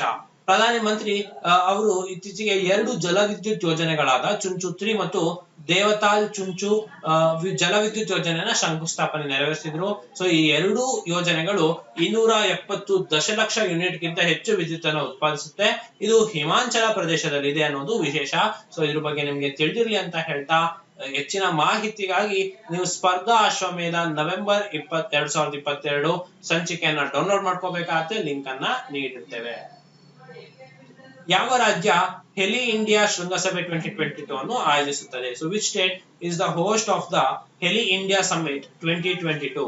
ಸೊ ಗುಜರಾತ್, ಬಿಹಾರ, ರಾಜಸ್ಥಾನ, ಜಮ್ಮು ಮತ್ತೆ ಕಾಶ್ಮೀರ. ನಿಮ್ಗೆ ಉತ್ತರ ತಿಳಿದಿತ್ತು ಅಂತ ಹೇಳಿದ್ರೆ ನೀವು ಕಮೆಂಟ್ ಸೆಕ್ಷನ್ ಅಲ್ಲಿ ತಿಳಿಸಬಹುದು. ನಿಮ್ಗೆ 5 ಸೆಕೆಂಡ್ಗಳ ಕಾಲಾವಕಾಶ ಇರುತ್ತೆ. ಹೆಚ್ಚಿನ ಮಾಹಿತಿಗಾಗಿ ನೀವು ಸ್ಪರ್ಧಾ ಅಶ್ವಮೇಧ ಮಾಸಪತ್ರಿಕೆ ಏನಿದೆ ಸೊ ಅದನ್ನ ಡೌನ್ಲೋಡ್ ಮಾಡ್ಕೋಬೇಕಾಗತ್ತೆ. ಲಿಂಕ್ ಅನ್ನ ನೀಡಿರ್ತೇವೆ. ಇದಕ್ಕೆ ಸರಿಯಾದ ಉತ್ತರವನ್ನು ನೋಡೋಣ. ಜಮ್ಮು ಮತ್ತೆ ಕಾಶ್ಮೀರ. ಹೌದು, ನಾಗರಿಕ ವಿಮಾನಯಾನ ಸಚಿವರಾದಂತಹ ಜ್ಯೋತಿರಾದಿತ್ಯ ಸಿಂಧ್ಯಾ ಅವರೇನಿದ್ದಾರೆ, ಸೊ ಇವರು ಇತ್ತೀಚೆಗೆ ಜಮ್ಮು ಕಾಶ್ಮೀರನಲ್ಲಿ 4ನೇ ಹೆಲಿ ಇಂಡಿಯಾ ಶೃಂಗಸಭೆ 2022 ಅನ್ನ ಉದ್ಘಾಟನೆ ಮಾಡಿದ್ರು. ಈ ವರ್ಷದ ಶೃಂಗಸಭೆಯ ಥೀಮ್ ಏನಾಗಿತ್ತು ಅಂದ್ರೆ helicopters for last mile connectivity ಅಂತ ಹೇಳ್ಬಿಟ್ಟು ಈ ವರ್ಷದ ಥೀಮ್ ನಲ್ಲಿ ಈ ಶೃಂಗಸಭೆಯನ್ನ ಪ್ರಾರಂಭ ಮಾಡಿದ್ರು. 861 ಕೋಟಿ ರೂಪಾಯಿ ವೆಚ್ಚದಲ್ಲಿ ಸಿವಿಲ್ ಎನ್ಕ್ಲೇವ್ ನ ಜಮ್ಮುನಲ್ಲಿ ನಿರ್ಮಿಸಲಾಗ್ತದೆ ಎಂದು ಘೋಷಣೆ ಆಲ್ಸೋ ಮಾಡಲಾಯಿತು. ಏಮ್ಸ್ ಋಷಿಕೇಶದಲ್ಲಿ ತುರ್ತು ವೈದ್ಯಕೀಯ ಸೇವೆಗಳನ್ನು ಒದಗಿಸಲು ಈ ಹೆಲಿಕಾಪ್ಟರ್ ಅನ್ನ ನಿಯೋಜನೆ ಮಾಡುವುದಾಗಿ ಪ್ರಾಜೆಕ್ಟ್ ಸಂಜೀವಿನಿ ಎಂಬ ಒಂದು ಪೈಲಟ್ ಯೋಜನೆಯನ್ನ ಕೂಡ ಈ ಸಚಿವಾಲಯ ನಿರ್ಧರಿಸಿದೆ. ಸೊ ಈ ಹೆಲಿ ಇಂಡಿಯಾ ಸಮಿಟ್ 2022 ಏನಿದೆ ಇದು ಜಮ್ಮು ಕಾಶ್ಮೀರದಲ್ಲಿ ನಡೀತಿದೆ. ಇದು 4ನೇ ಆವೃತ್ತಿ ಆಗಿದೆ. ಸೊ ಈ ವರ್ಷದ ಥೀಮ್ ಏನಾಗಿತ್ತು ಅಂದ್ರೆ helicopters for the last mile connectivity ಅಂತ ಹೇಳ್ಬಿಟ್ಟು ಇದ್ರ ಬಗ್ಗೆ ನಿಮ್ಗೆ ಮಾಹಿತಿ ಇರಲಿ. ಹೆಚ್ಚಿನ ಮಾಹಿತಿಗಾಗಿ ನೀವು ಸ್ಪರ್ಧಾ ಅಶ್ವಮೇಧ ನವೆಂಬರ್ 2022 ಮಾಸಪತ್ರಿಕೆಯನ್ನ ಡೌನ್ಲೋಡ್ ಮಾಡ್ಕೋಬಹುದು. ಮುಂದಿನ ಪ್ರಶ್ನೆಯನ್ನ ನೋಡೋಣ. ಏಷ್ಯಾದಲ್ಲಿ ನಡೆದ conference of inter connection and confidence building measures ಸಮ್ಮೇಳನ 6ನೇ ಶೃಂಗಸಭೆ ಈ ಕೆಳಗಿನ ಯಾವ ನಗರ ಆತಿಥ್ಯ ವಹಿಸಿದೆ? ಸೊ ಈ ಹೋಸ್ಟ್ ಸಿಟೀಸ್ ಅಥವಾ ಹೋಸ್ಟ್ ಕಂಟ್ರೀಸ್ ಅಂತ ಏನ್ ನೋಡ್ತಾ ಇದೀವಿ, ಸೊ ಇದು ಬಹಳ ಪ್ರಮುಖವಾಗುತ್ತೆ. ನಿಮಗೆ ಯಾವುದೇ ಒಂದು ಸ್ಪರ್ಧಾತ್ಮಕ ಪರೀಕ್ಷೆಗಳಲ್ಲಿ ಪ್ರಚಲಿತ ಘಟನೆಯಲ್ಲಿ ಕೇಳುತ್ತದೆ. ಯಾಕಂದ್ರೆ ಹಲವಾರು ಅಂತಾರಾಷ್ಟ್ರೀಯ ಒಕ್ಕೂಟಗಳಾದ ಶೃಂಗಸಭೆ ನಡೀತಾ ಇರುತ್ತೆ. ಅಥವಾ ಈ ಪರಿಸರ ಅಧ್ಯಯನದಲ್ಲಿ ಪ್ರಮುಖವಾಗಿ ಹಲವಾರು ಪರಿಸರ ಅಧ್ಯಯನಕ್ಕೆ ಸಂಬಂಧಪಟ್ಟಂತ ಸಮ್ಮೇಳನಗಳು ಮತ್ತೆ ಒಕ್ಕೂಟಗಳು ಇದೆ. ಸೊ ಈಗ ಈ ಕಾನ್ಫರೆನ್ಸ್ ಗಳು ಅಥವಾ ಡೈಲಾಗ್ ಗಳು ಅಂತ ಏನ್ ಕರಿತೇವೆ, ಸೊ ಅದರ ಆತಿಥ್ಯ ನಗರವನ್ನ ಪ್ರಶ್ನೆ ಕೇಳುವುದು ಬಹಳ ಸಹಜವಾಗಿರುತ್ತೆ. ಸೊ ನಮ್ಮ ಸ್ಪರ್ಧಾ ಅಶ್ವಮೇಧ ನವೆಂಬರ್ 2022 ಈ ರೀತಿಯ ಸಮ್ಮೇಳನಗಳನ್ನ ನಾವು ಪಟ್ಟಿ ಮಾಡಿದ್ದೇವೆ. ಸೊ ಈಗ ನಾವು ಏಷ್ಯಾದಲ್ಲಿ ನಡೀತಿರುವಂತಹ ಕಾನ್ಫರೆನ್ಸ್ ಇದೆ, ಸೊ ಇದರ ಆತಿಥ್ಯ ನಗರ ಯಾವುದು ಅಂತ ಹೇಳ್ಬಿಟ್ಟು ಪ್ರಶ್ನೆ. So which city was the host of 6th summit of conference of interaction and confidence building measure in Asia CICA ಅಂತ ಹೇಳ್ಬಿಟ್ಟು ನಮ್ಮ ಆಯ್ಕೆಗಳನ್ನ ನೋಡೋಣ. Asthana Kazakhstan, Bengaluru Bharat, Kathmandu Nepal, Tokyo Japan. So ಹಾಗಾದ್ರೆ ನಿಮಗೆ ಉತ್ತರ ತಿಳಿದಿತ್ತು ಅಂತ ಹೇಳಿದ್ರೆ ನೀವು ಕಮೆಂಟ್ ಸೆಕ್ಷನ್ ಅಲ್ಲಿ ತಿಳಿಸಬಹುದು. ನಿಮಗೆ 5 ಸೆಕೆಂಡ್ಗಳ ಕಾಲಾವಕಾಶ ಇರುತ್ತೆ. ಇದಕ್ಕೆ ಸರಿಯಾದ ಉತ್ತರ ನೋಡೋಣ. ಅಸ್ತಾನ ಕಜಕಿಸ್ತಾನ್. ಹೌದು ಸ್ನೇಹಿತರೆ, ಕಜಕಿಸ್ತಾನದ ಅಸ್ತಾನದಲ್ಲಿ ಏಷ್ಯಾದ CICA ಸಂವಾದ ಮತ್ತು ವಿಶ್ವಾಸ ನಿರ್ಮಾಣ ಕ್ರಮಗಳ ಸಮ್ಮೇಳನದ 6ನೇ ಶೃಂಗಸಭೆಯಲ್ಲಿ ವಿದೇಶಾಂಗ ವ್ಯವಹಾರಗಳ ರಾಜ್ಯ ಸಚಿವೆ ಮೀನಾಕ್ಷಿ ಲೇಖಾ ಅವರು ಭಾರತ ನಿಯೋಗವನ್ನ ಇತ್ತೀಚೆಗೆ ಮುನ್ನಡೆಸಿದ್ರು. ಸೊ ಇದ್ರ ಬಗ್ಗೆ ನಿಮ್ಗೆ ಮಾಹಿತಿ ಇರಲಿ. ಹೆಚ್ಚಿನ ಅಕ್ಟೋಬರ್ 2022ರಲ್ಲಿ ನಡೆದ 6ನೇ ಪೂರ್ವ ಏಷ್ಯಾ ಶೃಂಗಸಭೆಯು ಶಿಕ್ಷಣ ಸಚಿವರ ಸಭೆಯನ್ನು ಯಾವ ನಗರವು ಆಯೋಜಿಸಿತು? ಸೊ ನಿಮ್ಗೆ ನಾನು ಆಗ್ಲೇ ಹೇಳಿದಾಗೆ ಹೋಸ್ಟ್ ಕಂಟ್ರೀಸ್ ಅಥವಾ ಹೋಸ್ಟ್ ಸಿಟೀಸ್ ಏನಿದೆ, ಸೊ ಇದ್ರ ಮೇಲೆ ಬಹಳ ಪ್ರಶ್ನೆಯನ್ನ ಬರ್ತಾ ಇರುತ್ತೆ ಸ್ಪರ್ಧಾತ್ಮಕ ಪರೀಕ್ಷೆಗಳಲ್ಲಿ. So which city was a host of 6th East Asia summit on education ministers meeting held in October 2022 ಅಂತ ಹೇಳ್ಬಿಟ್ಟು ಪ್ರಶ್ನೆ. ನಮ್ಮ ಆಯ್ಕೆಗಳನ್ನ ನೋಡೋಣ. Kathmandu Nepal, Vietnam Hanoi, Singapore ಮತ್ತೆ ಮಲೇಷ್ಯಾ. ಸೊ ನಿಮಗೆ ಉತ್ತರ ತಿಳಿದಿತ್ತು ಅಂತ ಹೇಳಿದ್ರೆ ನೀವು ಕಮೆಂಟ್ ಸೆಕ್ಷನ್ ಅಲ್ಲಿ ತಿಳಿಸಬಹುದು. ಇದಕ್ಕೆ ಸರಿಯಾದ ಉತ್ತರ ಬಂದು ವಿಯಟ್ನಾಂ. ಹೌದು ಸ್ನೇಹಿತರೆ, ಈ ವಿಯಟ್ನಾಂ ಅಲ್ಲಿ ಅಕ್ಟೋಬರ್ 14ರಂದು 6ನೇ ಪೂರ್ವ ಏಷ್ಯಾ ಶಿಕ್ಷಣ ಸಚಿವರ ಶೃಂಗಸಭೆ ಭಾಗವಹಿಸಿತ್ತು. ಸೊ ಇದರಲ್ಲಿ ಭಾರತ ಕೂಡ ಹಲವು ದೇಶಗಳ ಜೊತೆಗೆ ಹಲವು ದೇಶಗಳ ಜೊತೆ ಪಾರ್ಟಿಸಿಪೇಟ್ ಅನ್ನ ಮಾಡಿತ್ತು. ಸೊ ಇದರಲ್ಲಿ ನೀತಿ ಶಿಕ್ಷಣ ಸಚಿವಾಲಯದ ಜಂಟಿ ಕಾರ್ಯದರ್ಶಿ ಈ ಸಭೆಯನ್ನು ಉದ್ದೇಶಿಸಿ ವಾಸ್ತವಿಕವಾಗಿ ಮಾತನಾಡಿದರು. ಸೊ ರಾಷ್ಟ್ರೀಯ ಶಿಕ್ಷಣ ನೀತಿ 2020 ಅಂದ್ರೆ ಈ ನ್ಯಾಷನಲ್ ಎಜುಕೇಶನ್ ಪಾಲಿಸಿ 2020 ಏನಿದೆ, ಸೊ ಇದರ ಉಪಕ್ರಮಗಳನ್ನ ಇದ್ರ ಬಗ್ಗೆ ನಿಮ್ಗೆ ಮಾಹಿತಿಯನ್ನ ನೀಡಿದ್ರು ಅಂತ ಹೇಳ್ತಾ ಇದ್ರ ಬಗ್ಗೆ ನಿಮ್ಗೆ ತಿಳಿದಿರ್ಲಿ. 2023ರ ಪ್ರವಾಸಿ ಭಾರತೀಯ ದಿನದ ಆತಿಥೇಯ ನಗರ ಯಾವುದು ಅಂತ ಹೇಳ್ಬಿಟ್ಟು which city will host the ಪ್ರವಾಸಿ ಭಾರತೀಯ ದಿವಸ್ 2023? ಬೆಂಗಳೂರು, ಇಂಡೋರ್, ನವದೆಹಲಿ, ಗಾಂಧಿನಗರ. ಇದಕ್ಕೆ ಸರಿಯಾದ ಉತ್ತರ ಬಂದು ಇಂಡೋರ್ ಆಗಿರುತ್ತೆ. ಸೊ 17ನೇ ಪ್ರವಾಸಿ ಭಾರತೀಯ ದಿವಸ್ 2023ರನ್ನು ಮುಂದಿನ ವರ್ಷ ಜನವರಿಯಲ್ಲಿ ನಡೆಸಲಾಗುತ್ತೆ. ಸೊ ಭಾರತೀಯ ವಿದೇಶಾಂಗ ಸಚಿವಾಲಯ ಏನಿದೆ ಇದು ಘೋಷಿಸಿದೆ. ಸೊ ಇದು ಸಾಗರೋತ್ತರ ಭಾರತೀಯ ಸಮುದಾಯದ ಕೊಡುಗೆಯನ್ನು ಗುರುತಿಸಲು ಪ್ರತಿ ವರ್ಷ ಜನವರಿ 9ನೇ ತಾರೀಕಂದು ಪ್ರವಾಸಿ ಭಾರತೀಯ ದಿವಸ್ ಅಂತ ಹೇಳ್ಬಿಟ್ಟು ಆಚರಿಸಲಾಗುತ್ತೆ. ಸೊ ಇದು 1915 ಜನವರಿ 9ರಂದು ಮಹಾತ್ಮ ಗಾಂಧೀಜಿಯವರು ದಕ್ಷಿಣ ಆಫ್ರಿಕಾದಿಂದ ಭಾರತಕ್ಕೆ ಹಿಂದಿರುಗಿದ ದಿನ ಅಂತ ಹೇಳ್ಬಿಟ್ಟು ಈ ಜನವರಿ 9ನೇ ತಾರೀಕಂದು ನಾವು ಪ್ರವಾಸಿ ಭಾರತೀಯ ದಿವಸ್ ಅಂತ ಹೇಳ್ಬಿಟ್ಟು ಆಚರಿಸ್ತೇವೆ. ಸೊ ಇದೇ ರೀತಿಯಾದಂತಹ ಮಾಹಿತಿಗೆ ನೀವು ಸ್ಪರ್ಧಾ ಅಶ್ವಮೇಧ ನವೆಂಬರ್ 2022 ಮಾಸಪತ್ರಿಕೆಯನ್ನ ಡೌನ್ಲೋಡ್ ಮಾಡ್ಕೋಬೇಕಾಗತ್ತೆ. ಮುಂದಿನ ಪ್ರಶ್ನೆಯನ್ನ ನೋಡೋಣ. ಭಾರತದಲ್ಲಿ ರಾಬಿ ಬೆಳೆಗೆ ಕನಿಷ್ಠ ಬೆಂಬಲ ಬೆಲೆಯನ್ನು ಹೆಚ್ಚಿಸಲಾಗಿದೆ ಅಂತ. How much percentages of minimum support price has been increase to rabi crops? 5%, 9%, 10%, 9%. So ನಿಮಗೆ ಸರಿಯಾದ ಉತ್ತರ ಬಂದು 9% ಆಗಿರುತ್ತೆ.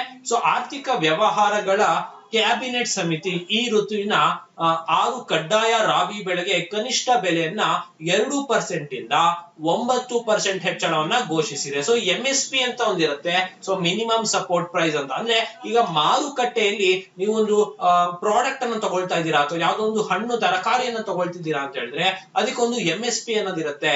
ಸೊ ಅದು ಈಗ ಬಿಕಾಸ್ ಆಫ್ ರಾಬಿ ಕ್ರಾಪ್ಸ್ ನ ಕನಿಷ್ಠ ಈ ಋತುವಿನಲ್ಲಿ ರಾಬಿ ಕ್ರಾಪ್ಸ್ ನ ಬೆಲೆ ಏರಿಕೆ ಆಗುವ ಕಾರಣದಿಂದ ಅದರ MSP ಯನ್ನೇ 2% ಇಂದ 9% ಗೆ ಏರಿಕೆಯನ್ನ ಮಾಡಿದ್ದಾರೆ. ಸೊ MSP ಕ್ವಿಂಟಾಲ್ಗೆ ರೂಪಾಯಿ 2125 ರೂಪಾಯಿ ಇತ್ತು. ಕಳೆದ ವರ್ಷ ಕೇವಲ 110 ರೂಪಾಯಿ ಇತ್ತು. ಸೊ ಹಾಗಾಗಿ ಇದ್ರ ಬಗ್ಗೆ ನಿಮ್ಗೆ ತಿಳಿದಿರಲಿ. ಅಂದ್ರೆ ಕೂಲಿ ಕಾರ್ಮಿಕರಾಗಿರ್ಬೋದು, ಯಂತ್ರ ಆಗಿರ್ಬೋದು, ಭೂಮಿಯ ಗುತ್ತಿಗೆ ಪಾವತಿಸಿದ ಬಾಡಿಗೆ ಆಗಿರ್ಬೋದು, ಬೀಜಗಳು, ರಸಗೊಬ್ಬರಗಳು, ಈ ರೀತಿ ತಗಲುವ ವೆಚ್ಚಗಳನ್ನ ಲೆಕ್ಕಾಚಾರ ಮಾಡಿ ಸೈಂಟಿಫಿಕ್ ಆಗಿ ಲಾಜಿಕಲ್ ಆಗಿ ಈ ರೀತಿ MSPs ಅನ್ನ ಡಿಸೈಡ್ ಮಾಡ್ತಾರೆ. ಸೊ ಈ ಬೆಂಬಲ ಬೆಲೆಯನ್ನ ನಿಗದಿಪಡಿಸಲಾಗತ್ತೆ. ಸೊ ಮುಂಚೆ 2% ಇತ್ತು, ಈಗ 9% ಗೆ ಏರಿಕೆ ಆಗಿದೆ ಅಂತ ಹೇಳ್ತಾ ಮುಂದಿನ ಪ್ರಶ್ನೆ ನೋಡೋಣ. 2023ರಲ್ಲಿ 14ನೇ ವಿಶ್ವ ಮಸಾಲೆ ಕಾಂಗ್ರೆಸ್ ಅನ್ನ ಯಾವ ರಾಜ್ಯ ಆತಿಥ್ಯ ವಹಿಸಲಿದೆ? So which state host the 14th world Spice Congress ಇನ್ 2023? ಕೇರಳ, ಮಹಾರಾಷ್ಟ್ರ, ತಮಿಳುನಾಡು, ನವದೆಹಲಿ. ಇದಕ್ಕೆ ಸರಿಯಾದ ಉತ್ತರ ಬಂದು ಮಹಾರಾಷ್ಟ್ರ ಆಗಿರುತ್ತೆ. ಸೊ ಫೆಬ್ರವರಿ 2023ರಲ್ಲಿ ಮಹಾರಾಷ್ಟ್ರದ ಮುಂಬೈನಲ್ಲಿ ಸ್ಪೈಸಸ್ ಬೋರ್ಡ್ ಆಫ್ ಇಂಡಿಯಾ ಇಂದ ವರ್ಲ್ಡ್ ಸ್ಪೈಸ್ ಕಾಂಗ್ರೆಸ್ ನ ಭಾರತ G20 ಸ್ಥಾನದ ಬದಿಯಲ್ಲಿ ನಡೆಸಲಾಗುತ್ತೆ. ಸೊ ಇದಕ್ಕೆ ಥೀಮ್ ಏನಾಗಿರುತ್ತೆ ಅಂದ್ರೆ ಮಿಷನ್ 2030 ಸ್ಪೈಸಸ್ ಅಂತ. ಈ ಸ್ಪೈಸಸ್ ಅಲ್ಲಿ ಸುಸ್ಥಿರತೆ, ಉತ್ಪಾದನೆ, ನಾವೀನ್ಯತೆ, ಸಹಯೋಗ, ಶ್ರೇಷ್ಠತೆ ಮತ್ತು ಸುರಕ್ಷತೆ, ಸೊ ಇವೆಲ್ಲದನ್ನ ತಲೆಯಲ್ಲಿ ಇಟ್ಕೊಂಡು ಸೊ ಈ 2030 ಮಿಷನ್ 2030 ಅಂತ ಈ ಸಮ್ಮೇಳನದಲ್ಲಿ ಮಸಾಲೆ ವಲಯಕ್ಕೆ ಅತಿ ದೊಡ್ಡ ವಿಶೇಷ ವ್ಯವಹಾರದ ವೇದಿಕೆ ಒದಗಿಸಲಿದೆ ಅಂತ ಹೇಳ್ತಾ ಇದು ಮಹಾರಾಷ್ಟ್ರದ ಮುಂಬೈನಲ್ಲಿ ಮುಂದಿನ ವರ್ಷ G20ಯ ಸಲುವಾಗಿ ಇದನ್ನ ನಡೆಸಲಾಗುತ್ತೆ. ಇದು 14ನೇ ಆವೃತ್ತಿಯ ವರ್ಲ್ಡ್ ಸ್ಪೈಸ್ ಕಾಂಗ್ರೆಸ್ ಅಥವಾ 14ನೇ ವಿಶ್ವ ಮಸಾಲೆ ಕಾಂಗ್ರೆಸ್ ಅಂತ ಹೇಳ್ಬಿಟ್ಟು ಕರಿತೇವೆ. ಸೊ ಇದೇ ರೀತಿಯಾದಂತಹ ಮಾಹಿತಿಗೆ ನೀವು ಸ್ಪರ್ಧಾ ಅಶ್ವಮೇಧ ನವೆಂಬರ್ 2022 ಮಾಸಪತ್ರಿಕೆಯನ್ನ ಡೌನ್ಲೋಡ್ ಮಾಡ್ಕೋಬೇಕಾಗತ್ತೆ. ಸೊ ಮುಂದಿನ ಪ್ರಶ್ನೆಗೆ ಹೋಗೋಣ. ಯಾವ ವಿಮಾನ ನಿಲ್ದಾಣಕ್ಕೆ ಹುತಾತ್ಮ ಭಗತ್ ಸಿಂಗ್ ಅವರ ಹೆಸರಿಡಲನ್ನು ನಿರ್ಧರಿಸಲಾಗಿದೆ? So which airport will be renamed as martyrdom Bhagat Singh airport? Chandigarh ವಿಮಾನ ನಿಲ್ದಾಣ, ರಾಜೀವ್ ಗಾಂಧಿ ವಿಮಾನ ನಿಲ್ದಾಣ, ಚೆನ್ನೈ ವಿಮಾನ ನಿಲ್ದಾಣ, ಮಂಗಳೂರು ವಿಮಾನ ನಿಲ್ದಾಣ. ಸೊ ನಿಮ್ಗೆ ಉತ್ತರ ತಿಳಿದಿತ್ತು ಅಂತ ಹೇಳಿದ್ರೆ ನೀವು ಕಮೆಂಟ್ ಸೆಕ್ಷನ್ ಅಲ್ಲಿ ತಿಳಿಸಬಹುದು. ನಿಮ್ಗೆ 5 ಸೆಕೆಂಡ್ಗಳ ಕಾಲಾವಕಾಶ ನೀಡ್ತೇವೆ. ಇದಕ್ಕೆ ಸರಿಯಾದ ಉತ್ತರ ಬಂದು ಚಂಡೀಗಢ್ ವಿಮಾನ ನಿಲ್ದಾಣ. ಸೊ ನೋಡಿ, ಚಂಡೀಗಢ್ ನ ವಿಮಾನ ನಿಲ್ದಾಣಕ್ಕೆ ಸ್ವಾತಂತ್ರ್ಯ ಹೋರಾಟಗಾರ ಭಗತ್ ಸಿಂಗ್ ಅವರನ್ನ ಹೆಸರನ್ನು ಇಡಲಾಗಿದೆ. ಸೊ ಪ್ರಧಾನಿ ನರೇಂದ್ರ ಮೋದಿ ತಮ್ಮ ಮನ್ ಕಿ ಬಾತ್ ರೇಡಿಯೋ ಕಾರ್ಯಕ್ರಮದಲ್ಲಿ ಇದನ್ನ ಘೋಷಿಸಿದ್ದಾರೆ ಅಂತ ಹೇಳ್ಬೋದು. ಸೊ ಇದ್ರ ಬಗ್ಗೆ ನಿಮ್ಗೆ ತಿಳಿದಿರ್ಲಿ. ಈ ರೀತಿ ಏರ್ಪೋರ್ಟ್ ಗಳ ಹೆಸರುಗಳಾಗಿರ್ಬೋದು ಅಥವಾ ಸ್ಟೇಡಿಯಂಗಳ ಹೆಸರಾಗಿರ್ಬೋದು ಎಲ್ಲಿದೆ ಅಂತ ಹೇಳ್ಬಿಟ್ಟು ಈ ರೀತಿ ಪ್ರಶ್ನೆಗಳು ನಿಮ್ಗೆ ಸ್ಪರ್ಧಾತ್ಮಕ ಪರೀಕ್ಷೆಗಳಲ್ಲಿ ಕಂಡು ಬರುತ್ತೆ. ಸೊ ಮುಂದಿನ ಪ್ರಶ್ನೆ ನೋಡೋಣ. ಕುವೆಂಪು ಎಕ್ಸ್ಪ್ರೆಸ್ ರೈಲು ಯಾವ 2 ನಗರವನ್ನ ಸಂಪರ್ಕಿಸುತ್ತದೆ? Kuvempu express train connects which 2 cities ಅಂತ ಹೇಳ್ತಾ ತಾಳಗುಪ್ಪ ಮೈಸೂರು, ಬೆಂಗಳೂರು ಮೈಸೂರು, ಮೈಸೂರು ಹುಬ್ಬಳ್ಳಿ, ಹುಬ್ಬಳ್ಳಿ ಬೆಂಗಳೂರು. ಸೊ ಇದಕ್ಕೆ ಉತ್ತರ ತಿಳಿದಿತ್ತು ಅನ್ನೋದಾದ್ರೆ ಸೊ ನೀವು ಕಮೆಂಟ್ ಸೆಕ್ಷನ್ ಅಲ್ಲಿ ತಿಳಿಸಬಹುದು.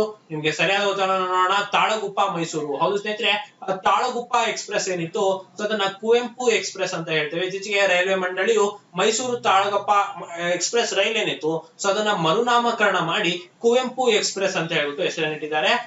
ಟಿಪ್ಪು ಎಕ್ಸ್ಪ್ರೆಸ್ ಸಹ ಇದೆ.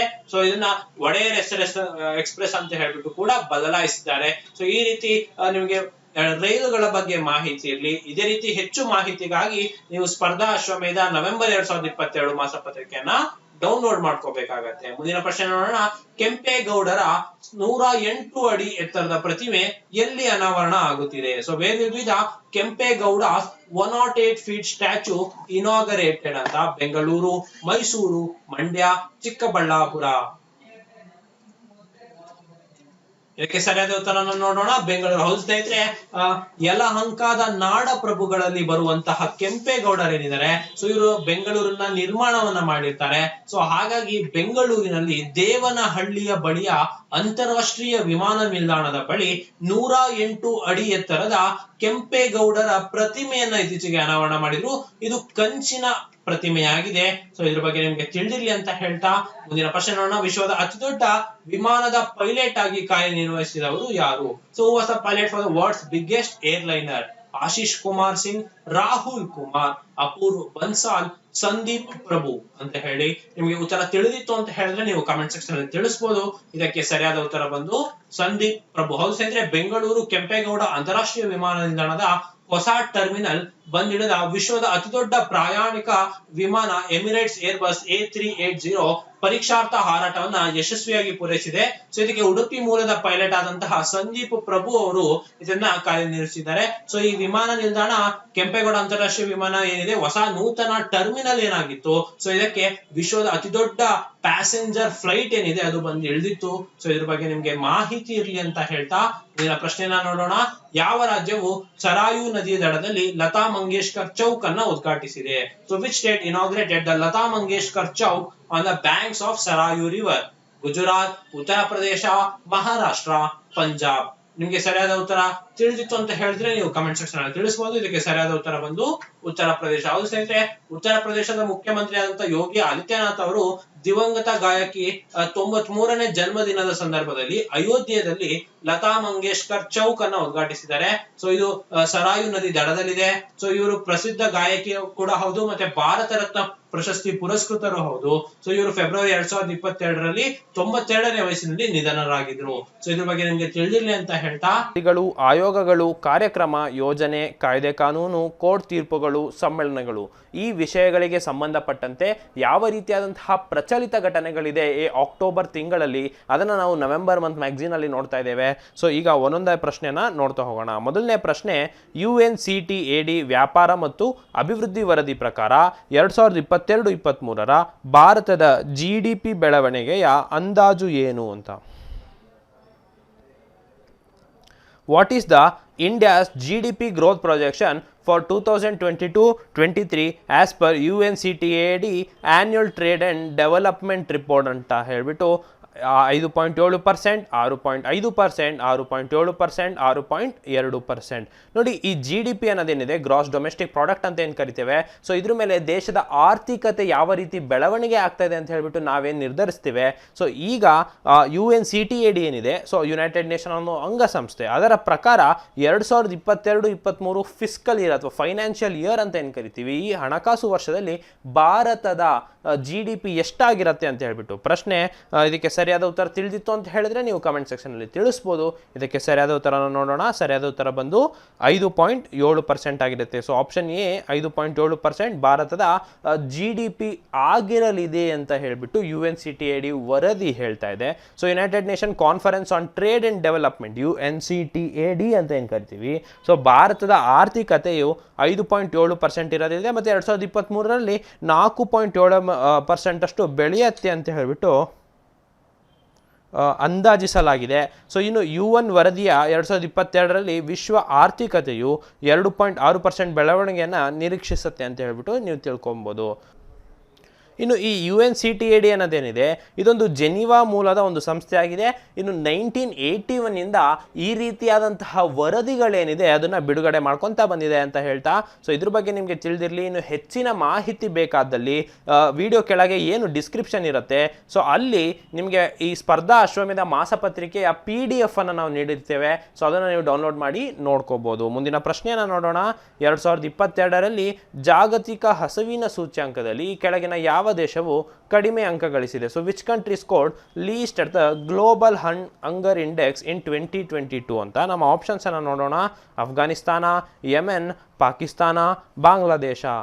ನೋಡಿ, ಈ ಹಸಿವಿನ ಸೂಚ್ಯಂಕ ಅಂದರೆ ಹಂಗರ್ ಇಂಡೆಕ್ಸ್ ಅಂತ ಏನು ಕರಿತೇವೆ, ಸೊ ಇದು ಒಂದು ಸೂಚ್ಯಂಕ ಆಗಿದೆ. ಸೊ ಇದರಲ್ಲಿ ರ್ಯಾಂಕಿಂಗ್ಸ್ನ ನೀಡಲಾಗುತ್ತೆ. ಸೊ ಯಾವ ದೇಶದಲ್ಲಿ ಅತ್ಯಂತ ಫುಡ್ಗೆ ಅಭದ್ರತೆ ಇದೆ, ಸೊ ಆಹಾರಕ್ಕೆ ಅಭದ್ರತೆ ಇದೆ, ಸೊ ಅಥವಾ ಹಂಗರ್ ಇರುವಂತಹ ಜನಗಳು ಜಾಸ್ತಿ ಇದ್ದಾರೆ, ಸೊ ಅದರ ಒಂದಿಷ್ಟು ಫ್ಯಾಕ್ಟರ್ಸ್ನ ಕನ್ಸಿಡರ್ ಮಾಡಿಬಿಟ್ಟು ಈ ರೀತಿ ರ್ಯಾಂಕಿಂಗ್ಸನ್ನು ನೀಡಲಾಗುತ್ತೆ. ಸೊ ಇದರಲ್ಲಿ ಅತ್ಯಂತ ಕಡಿಮೆ ಅಂಕ ಗಳಿಸಿರೋರು ಯಾವ ದೇಶ ಅಂತ ಹೇಳ್ಬಿಟ್ಟು ಕೇಳಲಾಗ್ತಾ ಇದೆ.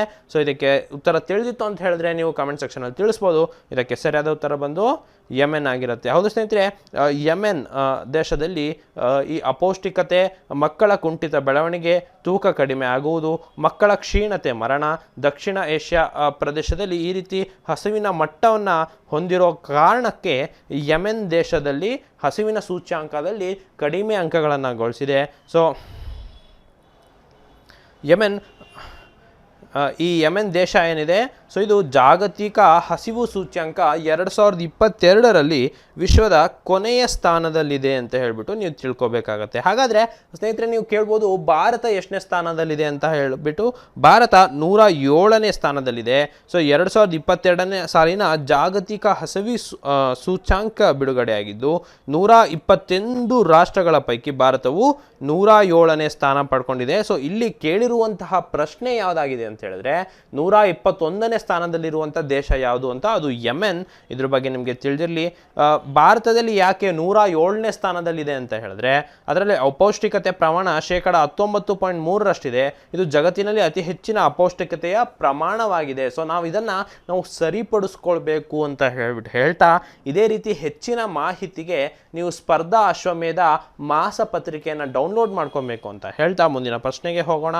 WIPO ಜಾಗತಿಕ ಆವಿಷ್ಕಾರ ಸೂಚ್ಯಂಕ 2022ರಲ್ಲಿ ಭಾರತವು ಯಾವ ಶ್ರೇಣಿಯನ್ನು ಹೊಂದಿದೆ? So what is the rank of India in the WIPO global innovation index 2022 ಅಂತ. ನಮ್ಮ ಆಯ್ಕೆಗಳನ್ನು ನೋಡೋಣ. 20, 30, 40, 50. ನಿಮಗೆ ಉತ್ತರ ತಿಳಿದಿತ್ತು ಅಂತ ಹೇಳಿದ್ರೆ ನೀವು ಕಮೆಂಟ್ ಸೆಕ್ಷನಲ್ಲಿ ತಿಳಿಸ್ಬೋದು. ಇದಕ್ಕೆ ಸರಿಯಾದ ಉತ್ತರವನ್ನು ನೋಡೋಣ. 40. ಹೌದು ಸ್ನೇಹಿತರೆ, ವಿಶ್ವ ಬೌದ್ಧಿಕ ಆಸ್ತಿ ಸಂಸ್ಥೆ WIPO ಒಂದು ಶ್ರೇಯಾಂಕಗಳ ಪ್ರಕಾರ ಒಂದು ಜಾಗತಿಕ ಆವಿಷ್ಕಾರ ಸೂಚ್ಯಂಕ 2022ರಲ್ಲಿ 132 ದೇಶಗಳ ಪೈಕಿಯಲ್ಲಿ ಭಾರತವು 40ನೇ ಸ್ಥಾನವನ್ನು ಇದೆ. ಸೊ ಹಾಗಾದರೆ ಅತ್ಯಂತ ಅಗ್ರಸ್ಥಾನದಲ್ಲಿರುವಂತಹ ದೇಶಗಳು ಯಾವುದ್ಯಾವುದು ಅಂತ ನೋಡೋಣ. ಸ್ವಿಟ್ಜರ್ಲ್ಯಾಂಡ್, USA, ಸ್ವೀಡನ್, UK ಮತ್ತು ನೆದರ್ಲ್ಯಾಂಡ್ಸ್ ವಿಶ್ವದ ಅತ್ಯಂತ ನವೀನ ಆರ್ಥಿಕತೆಗಳಾಗಿವೆ. ಭಾರತವು 40ನೇ ಸ್ಥಾನಕ್ಕೆ ಏರಿದೆ ಅಂತ ಕೂಡ ನೀವು ಹೇಳ್ಬೋದು. ಇನ್ನು ಮೊದಲ ಸ್ಥಾನದಲ್ಲಿ ಸ್ವಿಟ್ಜರ್ಲ್ಯಾಂಡ್, ನಂತರದಲ್ಲಿ USA ಹಾಗೂ ಸ್ವೀಡನ್ ದೇಶವಿದೆ. ಕೊನೆಯ ಸ್ಥಾನದಲ್ಲಿ ಗಿನಿಯಾ ದೇಶವಿದೆ. ಸೊ ಹಾಗಾದರೆ ಈ WIPO ಫುಲ್ ಫಾರ್ಮ್ ಸಹ ಕೇಳ್ಬೋದು. ನಿಮಗೆ WIPO ಫುಲ್ ಫಾರ್ಮ್ ಅಂದರೆ World Intellectual Property Organisation, IP ಅಂತ ಏನು ಕರಿತೇವೆ. ಸೊ ಅದರ ಪ್ರಕಾರ ಬಿಡುಗಡೆ ಮಾಡಿರುವಂಥ ಶ್ರೇಯಾಂಕದಲ್ಲಿ ಭಾರತ 40ನೇ ಸ್ಥಾನದಲ್ಲಿದೆ ಅಂತ ನೀವು ತಿಳ್ಕೊಬೇಕಾಗತ್ತೆ. ಇದೇ ರೀತಿ ಹೆಚ್ಚಿನ ಮಾಹಿತಿಗಾಗಿ ನೀವು ಸ್ಪರ್ಧಾ ಅಶ್ವಮೇಧ ಮಾಸಪತ್ರಿಕೆಯನ್ನು ಡೌನ್ಲೋಡ್ ಮಾಡ್ಕೊಬೇಕಾಗತ್ತೆ ಅಂತ ಹೇಳ್ತಾ ಮುಂದಿನ ಪ್ರಶ್ನೆಯನ್ನು ನೋಡೋಣ. ಜಾಗತಿಕ ಅಸಮಾನತೆ ಸೂಚ್ಯಂಕದಲ್ಲಿ ಭಾರತದ ಸ್ಥಾನ ಎಷ್ಟು? What is the rank of India in global inequality index? 123, 143, 110, 161. ನೋಡಿ, ನಾವು ಯಾವ ರೀತಿ ಸೂಚ್ಯಾಂಕಗಳನ್ನು ನೋಡ್ತಾ ಇದ್ದೇವೆ. ಸೊ ಇದಕ್ಕಿಂತ ಮುಂಚೆ ಹಂಗರ್ ಇಂಡೆಕ್ಸ್ ಬಂದಿತ್ತು, ಮತ್ತು WIPOದ ನಾವೀನ್ಯತೆ ಇಂಡೆಕ್ಸ್ ಬಂದಿತ್ತು. ಸೊ ಈಗ ಗ್ಲೋಬಲ್ ಇನ್ಇಕ್ವಾಲಿಟಿ ಇಂಡೆಕ್ಸ್ ಅಥವಾ ಅಸಮಾನತೆ ಸೂಚ್ಯಾಂಕ ಅಂತ ಏನು ಕರಿತೇವೆ. ಸೊ ಅದರಲ್ಲಿ ಭಾರತದ ಸ್ಥಾನ ಎಷ್ಟು ಅಂತ ಹೇಳ್ಬಿಟ್ಟು ಕೇಳಲಾಗ್ತಾ ಇದೆ. ಸೊ ನಿಮಗೆ ಉತ್ತರ ತಿಳಿದಿತ್ತು ಅಂತ ಹೇಳಿದ್ರೆ ನೀವು ಕಮೆಂಟ್ ಸೆಕ್ಷನಲ್ಲಿ ತಿಳಿಸ್ಬೋದು. ಇದಕ್ಕೆ ಸರಿಯಾದ ಉತ್ತರ ಬಂದು 123. ಹೌದು ಸ್ನೇಹಿತರೆ, 161 ದೇಶಗಳ ಪೈಕಿ ಭಾರತ 123ನೇ ಸ್ಥಾನ ಪಡೆದುಕೊಂಡಿದೆ. ಇದು CRII ಅನ್ನೋ ಒಂದು ವರದಿಯಲ್ಲಿ ಇದರ ಪ್ರಕಟಣೆ ಆಗಿದೆ. 2020ರಲ್ಲಿ ಭಾರತ 129ನೇ ಸ್ಥಾನ ಪಡೆದಿತ್ತು.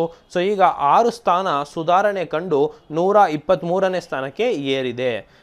ಈ ಸೂಚ್ಯಾಂಕವನ್ನು ಆಕ್ಸ್ಫಾರ್ಮ್ ಇಂಟರ್ನ್ಯಾಷನಲ್ ಮತ್ತು ಡೆವಲಪ್ಮೆಂಟ್ ಫೈನಾನ್ಸ್ ಇಂಟರ್ನ್ಯಾಷನಲ್ ಸಿದ್ಧಪಡಿಸಿದೆ ಅಂತ ಹೇಳ್ಬಿಟ್ಟು ನೀವು ತಿಳ್ಕೊಬೇಕಾಗತ್ತೆ. ಸೊ ಇದೇ ರೀತಿಯಾದಂತಹ ಮಾಹಿತಿಗೆ ನೀವು ಸ್ಪರ್ಧಾ ಅಶ್ವಮೇಧ ಮಾಸಪತ್ರಿಕೆಯನ್ನು ಡೌನ್ಲೋಡ್ ಮಾಡ್ಕೋಬೇಕಾಗತ್ತೆ. ಮುಂದಿನ ಪ್ರಶ್ನೆಯನ್ನು ನೋಡೋಣ. THE times higher education world university ಶ್ರೇಯಾಂಕದಲ್ಲಿ 2023ರಲ್ಲಿ ಭಾರತದ ಈ ಕೆಳಗಿನ ಯಾವ ಸಂಸ್ಥೆಯು ಅಗ್ರಸ್ಥಾನದಲ್ಲಿದೆ? So which institution topped the times higher education world university ranking 2023 in India ಅಂತ ಹೇಳ್ಬಿಟ್ಟು.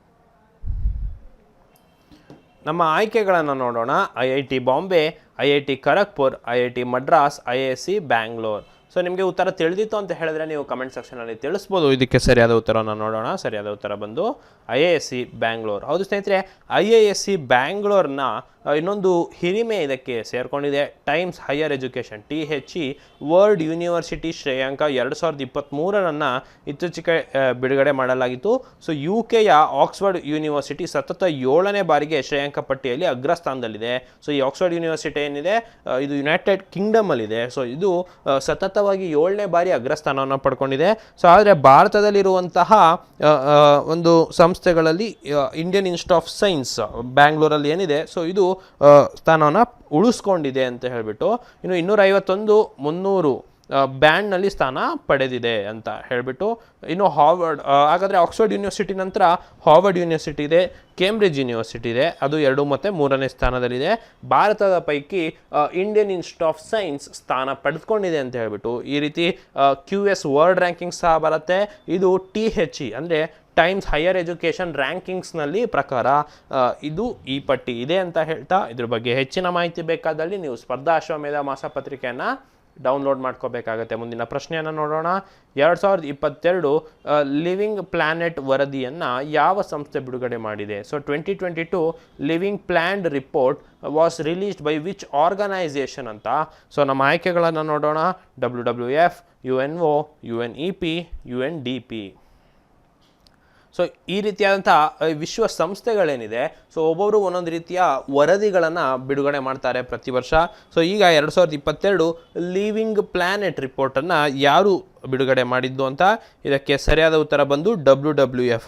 2022 ಲಿವಿಂಗ್ ಪ್ಲಾನೆಟ್ ವರದಿಯನ್ನು world wide fund for nature ಬಿಡುಗಡೆ ಮಾಡಿದೆ. ಈ ವರದಿಯಲ್ಲಿ 48 ವರ್ಷಗಳ ಅಂತರದಲ್ಲಿ ಜಗತ್ತಿನಾದ್ಯಂತ ವನ್ಯಜೀವಿಗಳ ಸಂಖ್ಯೆ 69% ಕುಸಿದಿದೆ ಅಂತ ಹೇಳಿಬಿಟ್ಟು ತಿಳಿಸಲಾಗ್ತಾ ಇದೆ. ಹಾಗಾದರೆ ಈ WWF ಸಂಸ್ಥೆ ಬಗ್ಗೆ ನಿಮಗೆ ಪ್ರಶ್ನೆ ಬರ್ಬೋದು. ಸೊ WWF ಸಂಸ್ಥೆ 1961ರಲ್ಲಿ ಸ್ಥಾಪನೆ ಆಗಿತ್ತು. ಇದರ ಮುಖ್ಯ ಕಚೇರಿ ಮೋರ್ಜೆಸ್ ಸ್ವಿಟ್ಜರ್ಲ್ಯಾಂಡಲ್ಲಿದೆ. ಇದರ ಲೋಗೋದಲ್ಲಿ ಹೆಂಗಿದೆ ಅಂತ ಹೇಳಿದ್ರೆ ದೈತ್ಯ ಪಾಂಡ ನಿಮಗೆ ನೋಡಿರ್ಬೋದು. WWFನ ಒಂದು ಲೋಗೋ ಸಹ ನೀವು ನೋಡಿರ್ಬೋದು. ಸೊ ಇದ್ರ ಬಗ್ಗೆ ನಿಮಗೆ ಮಾಹಿತಿ ಇರಲಿ ಅಂತ ಹೇಳ್ತಾ ಇದೇ ರೀತಿಯಾದಂತಹ ಕಂಟೆಂಟಿಗೆ ನೀವು ಸ್ಪರ್ಧಾ ಅಶ್ವಮೇಧ ಮಾಸಪತ್ರಿಕೆಯನ್ನು ಡೌನ್ಲೋಡ್ ಮಾಡ್ಕೊಬೇಕು ಅಂತ ಹೇಳ್ತಾ ಮುಂದಿನ ಪ್ರಶ್ನೆಯನ್ನು ನೋಡೋಣ. ಫ್ರೀಡಮ್ ಹೌಸ್ ಇಂಟರ್ನೆಟ್ ಫ್ರೀಡಮ್ ಇಂಡೆಕ್ಸ್ನಲ್ಲಿ ಭಾರತದ ಶ್ರೇಣಿ ಏನು? What is the rank of India in freedom house internet freedom index? So ನಮ್ಮ ಆಪ್ಷನ್ಸನ್ನು ನೋಡೋಣ. 24, 51, 78, 90. ನಿಮಗೆ ಪ್ರಶ್ನೆ ಕಾಡ್ತಿರ್ಬೋದು. ಸೊ ಈ ರೀತಿ ಹಲವಾರು ಸೂಚ್ಯಾಂಕಗಳು ನಮಗೆ ಸಿಗ್ತಾ ಇದೆ. ಆವಾಗಿಂದ ನಾವು ಹಂಗರ್ ಇಂಡೆಕ್ಸ್ನ ನೋಡಿದ್ವಿ, ಸೊ ನಾವೀನ್ಯತೆ ಇಂಡೆಕ್ಸ್ನ ನೋಡಿದ್ವಿ, ಸೊ ಈ ರೀತಿ ಹಲವಾರು ಶ್ರೇಯಾಂಕಗಳನ್ನು ನೋಡಿದ್ವಿ. ಸೊ ಈ ರೀತಿಯ ಇದರಲ್ಲಿ ನಮ್ಮ ದೇಶವನ್ನು ಅಥವಾ ನಮ್ಮ ಸ್ಥಾನ ಎಷ್ಟಿದೆ ಅಂತ ಹೇಳಿಬಿಟ್ಟು ಹೇಗೆ ನೆನಪಿಟ್ಕೊಳ್ಳೋದು ಅಂತ ಹೇಳಿದ್ರೆ, ಸೊ ನೀವು ಏನನ್ನು ಗಮನಿಸಬೇಕು ಅಂತ ಹೇಳಿದ್ರೆ ಸ್ವಲ್ಪ ಜನರಲ್ ಅವೇರ್ನೆಸ್ನ ನೀವು ಪಡ್ಕೊಂಡಿರ್ಬೇಕಾಗುತ್ತೆ. ಈಗ ಫಾರ್ ಎಕ್ಸಾಂಪಲ್ ನಿಮಗೆ ಕಳೆದ ಕ್ವೆಶನ್ನಲ್ಲಿ ನಿಮಗೆ ಎಜುಕೇಷನ್ ಇನ್ಸ್ಟಿಟ್ಯೂಟ್ ಮೇಲಿರುವಂತಹ ಒಂದು ಶ್ರೇಯಾಂಕ ಬಂದಿತ್ತು. ಸೊ ಈ ಅದರಲ್ಲಿ ನಿಮಗೆ ಗೊತ್ತಿರ್ಬೋದು. ಸೊ ನಮ್ಮ IITಗಳೇನಿದೆ ಮತ್ತು IISc ಏನಿದೆ, ಸೊ ಇದು ಅಗ್ರಸ್ಥಾನದಲ್ಲಿದೆ. ಸೊ ಇದು ಕಳೆದ ಒಂದು 2-3 ರಿಪೋರ್ಟಲ್ಲಿ ಸಹ ನಮ್ಮ IISc ಬ್ಯಾಂಗ್ಳೂರ್ ವರ್ಲ್ಡ್ ರ್ಯಾಂಕಿಂಗ್ಸ್ನಲ್ಲಿ ಉತ್ತಮ ಸ್ಥಾನವನ್ನು ಪಡ್ಕೊಂಡಿತ್ತು. ಸೊ ಆ ರೀತಿ ನೀವು ಅದರ ಹಿನ್ನೆಲೆಯನ್ನು ನೀವು ತಿಳಿದುಕೊಂಡಿತ್ತು ಅಂತ ಹೇಳಿದ್ರೆ ನೀವು ಈ ರೀತಿಯಾದಂಥ ಶ್ರೇಯಾಂಕವನ್ನು ಸುಲಭವಾಗಿ ಇದನ್ನು ಗುರುತಿಸ್ಬೋದು. ಸೊ ಈಗ ಈ ಫ್ರೀಡಮ್ ಹೌಸ್ ಇಂಟರ್ನೆಟ್ ಫ್ರೀಡಮ್ ಇಂಡೆಕ್ಸ್ನಲ್ಲಿ ಭಾರತದ ಸ್ಥಾನ ಎಷ್ಟು ಅಂತ ಹೇಳಿಬಿಟ್ಟು ನಿಮಗೆ ಉತ್ತರ ತಿಳಿದಿತ್ತು ಅಂತ ಹೇಳಿದ್ರೆ ನೀವು ಕಾಮೆಂಟ್ ಸೆಕ್ಷನಲ್ಲಿ ತಿಳಿಸ್ಬೋದು. ಇದಕ್ಕೆ ಸರಿಯಾದ ಉತ್ತರವನ್ನು ನೋಡೋಣ. 51. ಹೌದು ಸ್ನೇಹಿತರೆ,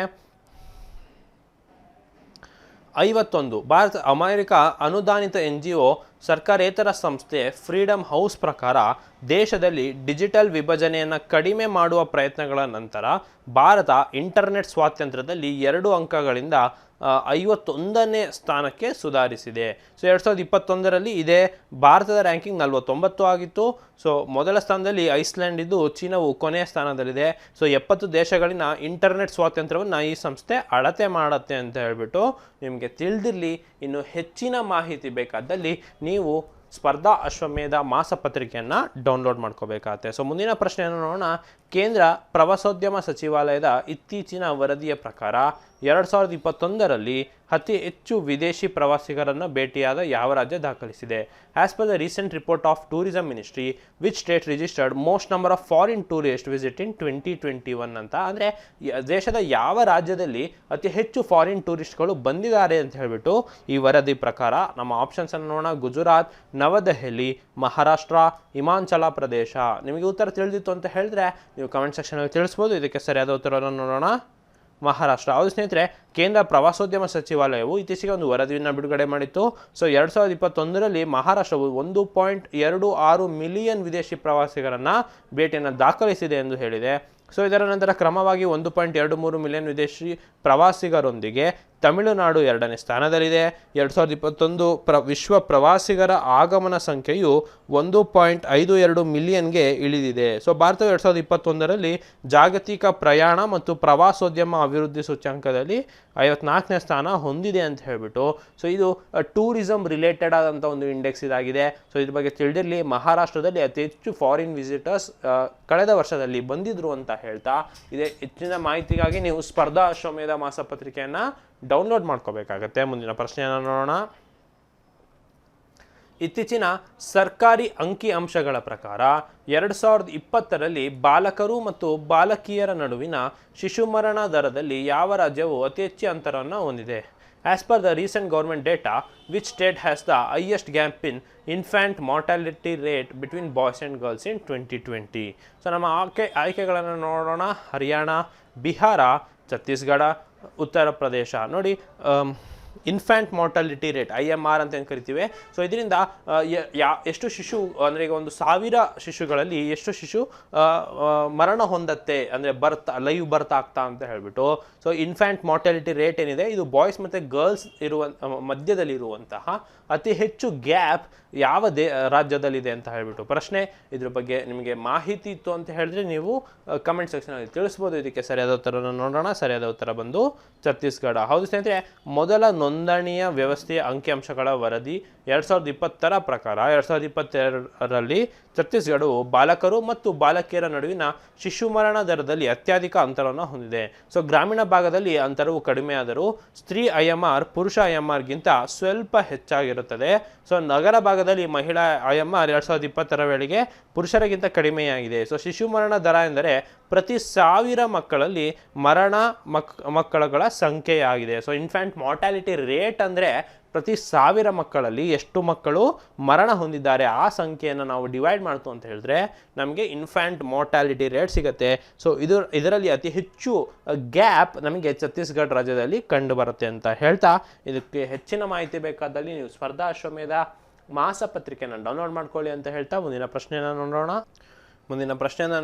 ಮಾದರಿ ನೋಂದಣಿ ವ್ಯವಸ್ಥೆ SRS ವರದಿಯ ಪ್ರಕಾರ 2018-20ರಲ್ಲಿ ಭಾರತದ ಯಾವ ರಾಜ್ಯವು ಅತ್ಯಂತ ಕಡಿಮೆ ಲಿಂಗ ಅನುಪಾತ ಹೊಂದಿದೆ?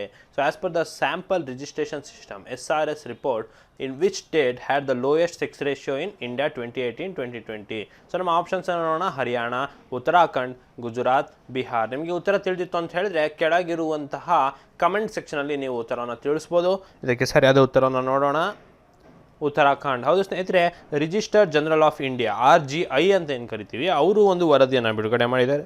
ಸೊ ಅವರು ಬಿಡುಗಡೆ ಮಾಡಿರುವಂಥ ವರದಿಯ ಪ್ರಕಾರ ಮಾದರಿ ನೋಂದಣಿ ವ್ಯವಸ್ಥೆ ಅಂಕಿಅಂಶಗಳ ವರದಿ ಉತ್ತರಾಖಂಡ್ ರಾಜ್ಯದ ಲಿಂಗ ಅನುಪಾತವು ದೇಶದಲ್ಲಿ 844 ಇದ್ದು ಅದು ಅತ್ಯಂತ ಕಡಿಮೆಯಾಗಿದೆ. ಸೊ ಲಿಂಗ ಅನುಪಾತವು 1000 ಪುರುಷರಿಗೆ ಸ್ತ್ರೀಯರ ಸಂಖ್ಯೆ ಇದಾಗಿದೆ. ಸೊ ಲಿಂಗ ಅನುಪಾತ ಸೆಕ್ಸ್ ರೇಷಿಯೋ ಅಂತ ಏನು ಅಂದರೆ 1000 ಪುರುಷರಿಗೆ ಸೊ ಎಷ್ಟು ಜನ ಸ್ತ್ರೀಯರಿದ್ದಾರೆ ಅಂತ ಹೇಳಿಬಿಟ್ಟು ನಾವು ಸೆಕ್ಸ್ ರೇಷಿಯೋನ ಕಂಡುಹಿಡಿತೀವಿ. ಸೊ ಇದರಲ್ಲಿ ಅತ್ಯಂತ ಕಡಿಮೆ ಇರುವಂಥದ್ದು ಯಾವುದು ಅಂತ ಹೇಳಿದ್ರೆ ಉತ್ತರಾಖಂಡ ರಾಜ್ಯದಲ್ಲಿ ಕೇರಳದ ಅನುಪಾತವು 974 ಅತ್ಯುತ್ತಮವಾಗಿದೆ. ಭಾರತದಲ್ಲಿ ಒಟ್ಟಾರೆ ಲಿಂಗ ಅನುಪಾತವು 2017-19ರಲ್ಲಿ 904, 18-20ರಲ್ಲಿ 907 3 ಪಾಯಿಂಟ್ಗಳಿಂದ ಏರಿಕೆಯಾಗಿದೆ ಎಂದು ವರದಿ ಹೇಳಿದೆ. ಇದು ಗ್ರಾಮೀಣ ಪ್ರದೇಶದಲ್ಲಿ 907 ಮತ್ತು ನಗರ ಪ್ರದೇಶದಲ್ಲಿ 910 ಆಗಿತ್ತು ಅಂತ ಹೇಳ್ಬಿಟ್ಟು. ಅಂದರೆ 1000 ಪುರುಷರಿಗೆ ಎಷ್ಟು ಸ್ತ್ರೀಯರಿರ್ತಾರೆ ಅಂತ ಹೇಳ್ಬಿಟ್ಟು ಒಂದು ಲಿಂಗ ಅನುಪಾತವನ್ನು ಮಾಡ್ತಾರೆ. ಸೊ ಈ ವರದಿಯ ಪ್ರಕಾರ ಅತ್ಯಂತ ಕಡಿಮೆ ಇರುವಂತಹ ರಾಜ್ಯ ಯಾವುದು ಅಂತ ಹೇಳಿದ್ರೆ ಅದು ಉತ್ತರಾಖಂಡ್, ಅತ್ಯುತ್ತಮವಾಗಿರುವಂಥದ್ದು ಕೇರಳ. ಇದ್ರ ಬಗ್ಗೆ ನಿಮಗೆ ತಿಳಿದಿರಲಿ ಅಂತ ಹೇಳ್ತಾ ಮುಂದಿನ ಪ್ರಶ್ನೆಯನ್ನು ನೋಡೋಣ. ಯಾವ ರಾಜ್ಯವು ರಾಜ್ಯ ಯೋಜನಾ ಆಯೋಗವನ್ನು ಬದಲಿಸಿ ರಾಜ್ಯ ಪರಿವರ್ತನಾ ಆಯೋಗವನ್ನು ರಚಿಸುವುದಾಗಿ ಘೋಷಿಸಿತು? So which state announce to form state transformation commission to replace state planning commission ಅಂತ ಹೇಳ್ಬಿಟ್ಟು ನಮ್ಮ ಆಯ್ಕೆಗಳನ್ನು ನೋಡೋಣ. ಕರ್ನಾಟಕ, ಉತ್ತರ ಪ್ರದೇಶ, ತೆಲಂಗಾಣ, ಗುಜರಾತ್. ಸೊ ನಿಮಗೆ ಉತ್ತರ ತಿಳಿದಿತ್ತು ಅಂತ ಹೇಳಿದ್ರೆ ನೀವು ಕಮೆಂಟ್ ಸೆಕ್ಷನಲ್ಲಿ ತಿಳಿಸ್ಬೋದು. ಇದಕ್ಕೆ ಸರಿಯಾದ ಉತ್ತರವನ್ನು ನೋಡೋಣ. ಇದಕ್ಕೆ ಸರಿಯಾದ ಉತ್ತರ ಬಂದು ಉತ್ತರ ಪ್ರದೇಶ. ಹೌದು ಸ್ನೇಹಿತರೆ, ಉತ್ತರ ಪ್ರದೇಶದ ಕ್ಯಾಬಿನೆಟ್ ಸೂಕ್ಷ್ಮ ಸಣ್ಣ ಮಾಧ್ಯಮ ಉದ್ಯಮಗಳ ಪ್ರಚಾರ ನೀತಿ ಅಂದರೆ MSME micro small and medium enterprises ಅಂತ ಏನು ಹೇಳ್ತೀವಿ 2022 ಪ್ರಚಾರ ನೀತಿಯ ಪ್ರಕಾರ ಜೈವಿಕ ಇಂಧನ ನೀತಿ 2022 ಅನುಮೋದಿಸಿದೆ. ಸೊ ಅದ್ರ ಪ್ರಕಾರ ಏನಾಗುತ್ತೆ ಅಂದರೆ ನೀತಿ ಆಯೋಗದ ಮಾದರಿಯಲ್ಲಿ ರಾಜ್ಯ ಯೋಜನಾ ಆಯೋಗವನ್ನು ರಾಜ್ಯ ಪರಿವರ್ತನಾ ಆಯೋಗ ಸ್ಟೇಟ್ ಟ್ರಾನ್ಸ್ಫಾರ್ಮೇಷನ್ ಕಮಿಷನ್ ಅಂತ ಹೇಳಿಬಿಟ್ಟು ಮರು ಸಂಘಟಿಸುವ ಪ್ರಸ್ತಾವನೆಯನ್ನು ರಾಜ್ಯ ಸಚಿವ ಸಂಪುಟ ಅನುಮೋದನೆ ನೀಡಿದೆ.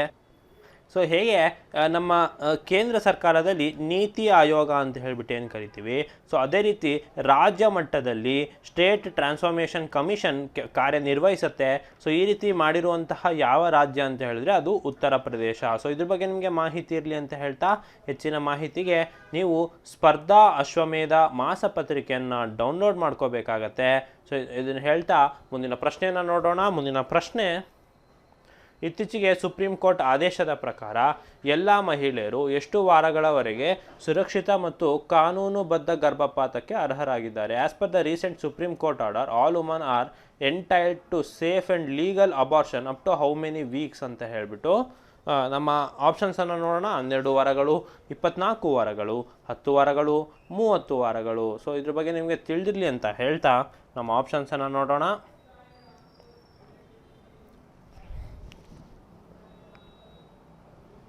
ಇದಕ್ಕೆ ಸರಿಯಾದ ಉತ್ತರವನ್ನು ನೋಡೋಣ. 24 ವಾರಗಳು.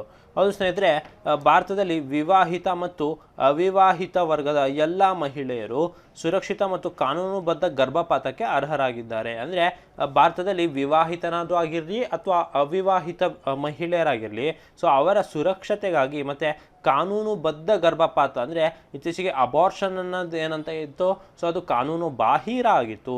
ಸೊ ಹಾಗಾದರೆ ಕಾನೂನುಬದ್ಧ ಅಬಾರ್ಷನ್ ಅಥವಾ ಗರ್ಭಪಾತಕ್ಕೆ ಎಷ್ಟು ವಾರಗಳೊಳಗೆ ನಾವು ಅಬಾರ್ಷನನ್ನು ಮಾಡಿದ್ರೆ ಅವರು ಕಾನೂನು ಬದ್ಧರಾಗಿರ್ತಾರೆ ಅಂತ ಹೇಳಿದ್ರೆ ಅದು 24 ವಾರದವರೆಗೆ ಗರ್ಭಪಾತದ ಅವಕಾಶ ಪಡೆಯಲು ಅವಿವಾಹಿತ ಮಹಿಳೆಯರು ಸಹ ಅರ್ಹರಾಗಿರ್ತಾರೆ ಎಂದು supreme court justice DY Chandrachud ನೇತೃತ್ವದ 3 ಸದಸ್ಯ ಪೀಠವು ತಿಳಿಸಿದೆ. ಸೊ ವೈದ್ಯಕೀಯ ಗರ್ಭಪಾತ ಕಾಯ್ದೆಯಡಿ ಅತ್ಯಾಚಾರದ ವ್ಯಾಖ್ಯಾನವು ವೈವಾಹಿಕ ಅತ್ಯಾಚಾರವನ್ನು ಒಳಗೊಂಡಿರುತ್ತೆ ಎಂದು ತೀರ್ಪು ನೀಡಿದೆ ಅಂತ ಹೇಳ್ತಾ, ಇದ್ರ ಬಗ್ಗೆ ನಿಮಗೆ ಹೆಚ್ಚಿನ ಮಾಹಿತಿ ಬೇಕಾದಲ್ಲಿ ನೀವು ಸ್ಪರ್ಧಾ ಅಶ್ವಮೇಧ ಮಾಸಪತ್ರಿಕೆಯನ್ನು ಡೌನ್ಲೋಡ್ ಮಾಡ್ಕೊಳ್ಳಿ. ಸೊ ಮುಂದಿನ ಪ್ರಶ್ನೆಯನ್ನು ನೋಡೋಣ. ಸಾರ್ವಜನಿಕ ವ್ಯವಹಾರಗಳ ಸೂಚ್ಯಂಕ 2022ರ ಪ್ರಕಾರ ಭಾರತದಲ್ಲಿ ಉತ್ತಮ ಆಡಳಿತವಿರುವ ಸಣ್ಣ ರಾಜ್ಯ ಯಾವುದು? So as per the public affairs index 2022 which is the best governed small state in India ಅಂತ ಹೇಳ್ಬಿಟ್ಟು ನಮ್ಮ ಆಪ್ಷನ್ಸನ್ನು ನೋಡೋಣ. ಸಿಕ್ಕಿಂ, ಮಣಿಪುರ, ನಾಗಾಲ್ಯಾಂಡ್, ತ್ರಿಪುರಾ. ಅಂದರೆ ಸಣ್ಣ ರಾಜ್ಯದಲ್ಲಿ ಅತ್ಯಂತ ಉತ್ತಮ ಗುಣಮಟ್ಟದ ಒಂದು ಆಡಳಿತ ಅಥವಾ ಗವರ್ನೆನ್ಸ್ ಇರುವಂತಹ ಸ್ಟೇಟ್ ಯಾವುದು ಅಂತ ಹೇಳಿಬಿಟ್ಟು ಪ್ರಶ್ನೆ. ನಿಮಗೆ ಸರಿಯಾದ ಉತ್ತರ ತಿಳಿದಿತ್ತು ಅಂದರೆ ಕಮೆಂಟ್ ಸೆಕ್ಷನಲ್ಲಿ ತಿಳಿಸಿ. ಇದಕ್ಕೆ ಸರಿಯಾದ ಉತ್ತರ ಬಂದು ಸಿಕ್ಕಿಂ ಆಗಿರುತ್ತೆ. ಹೌದು ಸ್ನೇಹಿತರೆ, ಸೊ ಸಾರ್ವಜನಿಕ ವ್ಯವಹಾರಗಳ ಸೂಚ್ಯಂಕ 2022ರಲ್ಲಿ ಹರಿಯಾಣ ದೊಡ್ಡ ರಾಜ್ಯಗಳ ವಿಭಾಗದಲ್ಲಿ ಅಗ್ರಸ್ಥಾನದಲ್ಲಿದ್ದರೆ, ಸಾಮಾಜಿಕ, ಆರ್ಥಿಕ ಮತ್ತು ರಾಜಕೀಯ ನ್ಯಾಯ ವಿಷಯಗಳಲ್ಲಿ ಸಿಕ್ಕಿಂ ರಾಜ್ಯವು ಮುಂಚೂಣಿಯಲ್ಲಿದೆ. ಇನ್ನು ಇದು 0.6948 ಸ್ಕೋರ್ನೊಂದಿಗೆ ಪ್ರಮುಖ ಸ್ಥಾನದಲ್ಲಿದೆ. ತಮಿಳುನಾಡು, ಕೇರಳ, ಛತ್ತೀಸ್ಗಢ, ಪಂಜಾಬ್ ಮತ್ತು ಕರ್ನಾಟಕ ಇತರೆ ಹಲವು ರಾಜ್ಯಗಳ ನಂತರ ಸ್ಥಾನದಲ್ಲಿದೆ. ಸೊ ಮತ್ತೊಂದೆಡೆ ಸಿಕ್ಕಿಂ ಭಾರತದ ಅತ್ಯುತ್ತಮ ಆಡಳಿತ ಸಣ್ಣ ರಾಜ್ಯವಾಗಿ ತನ್ನ ಸ್ಥಾನ ಉಳಿಸಿಕೊಂಡಿದೆ. ಬೆಂಗಳೂರು ಮೂಲದ non profit think tank public affairs centre ಅನ್ನೋರು ಈ ರೀತಿಯಾದಂಥ ಒಂದು ಸೂಚ್ಯಾಂಕವನ್ನು ಬಿಡುಗಡೆ ಮಾಡುತ್ತೆ. ಸೊ ಇದ್ರ ಬಗ್ಗೆ ನಿಮಗೆ ತಿಳಿದಿರಲಿ ಅಂತ ಹೇಳ್ತಾ, ಹೆಚ್ಚಿನ ಮಾಹಿತಿ ಬೇಕಾದಲ್ಲಿ ನೀವು ಸ್ಪರ್ಧಾ ಅಶ್ವಮೇಧ ಮಾಸಪತ್ರಿಕೆಯನ್ನು ಡೌನ್ಲೋಡ್ ಮಾಡ್ಕೊಳ್ಳಿ, ಲಿಂಕನ್ನು ಕೆಳಗೆ ನೀಡಿರ್ತೇವೆ. ಸೊ ಮುಂದಿನ ಪ್ರಶ್ನೆಯನ್ನು ನೋಡೋಣ. ಎಡೆಲ್ಗಿವ್ ಹುರಾನ್ ಇಂಡಿಯಾ ಲೋಕೋಪಕಾರಿ ಪಟ್ಟಿ 2022ರಲ್ಲಿ ಯಾರು ಅಗ್ರಸ್ಥಾನದಲ್ಲಿದ್ದಾರೆ? ಹೂ ಟಾಪ್ ದ ಎಡೆಲ್ಗಿವ್ ಹುರಾನ್ ಇಂಡಿಯಾ ಫಿಲಾಂಥ್ರಫಿ ಲಿಸ್ಟ್ 2022 ಅಂತ ಹೇಳಿಬಿಟ್ಟು ನಮ್ಮ ಆಯ್ಕೆಗಳನ್ನು ನೋಡೋಣ. ನಮ್ಮ ಆಯ್ಕೆ ಅಜಿಮ್ ಪ್ರೇಮ್ಜಿ, ಶಿವು ನಾಡರ್, ಗೌತಮ್ ಅದಾನಿ, ಮುಖೇಶ್ ಅಂಬಾನಿ. ಸೊ ನಿಮಗೆ ಉತ್ತರ ತಿಳಿದಿತ್ತು ಅಂತ ಹೇಳಿದ್ರೆ ನೀವು ಕಮೆಂಟ್ ಸೆಕ್ಷನಲ್ಲಿ ತಿಳಿಸ್ಬೋದು.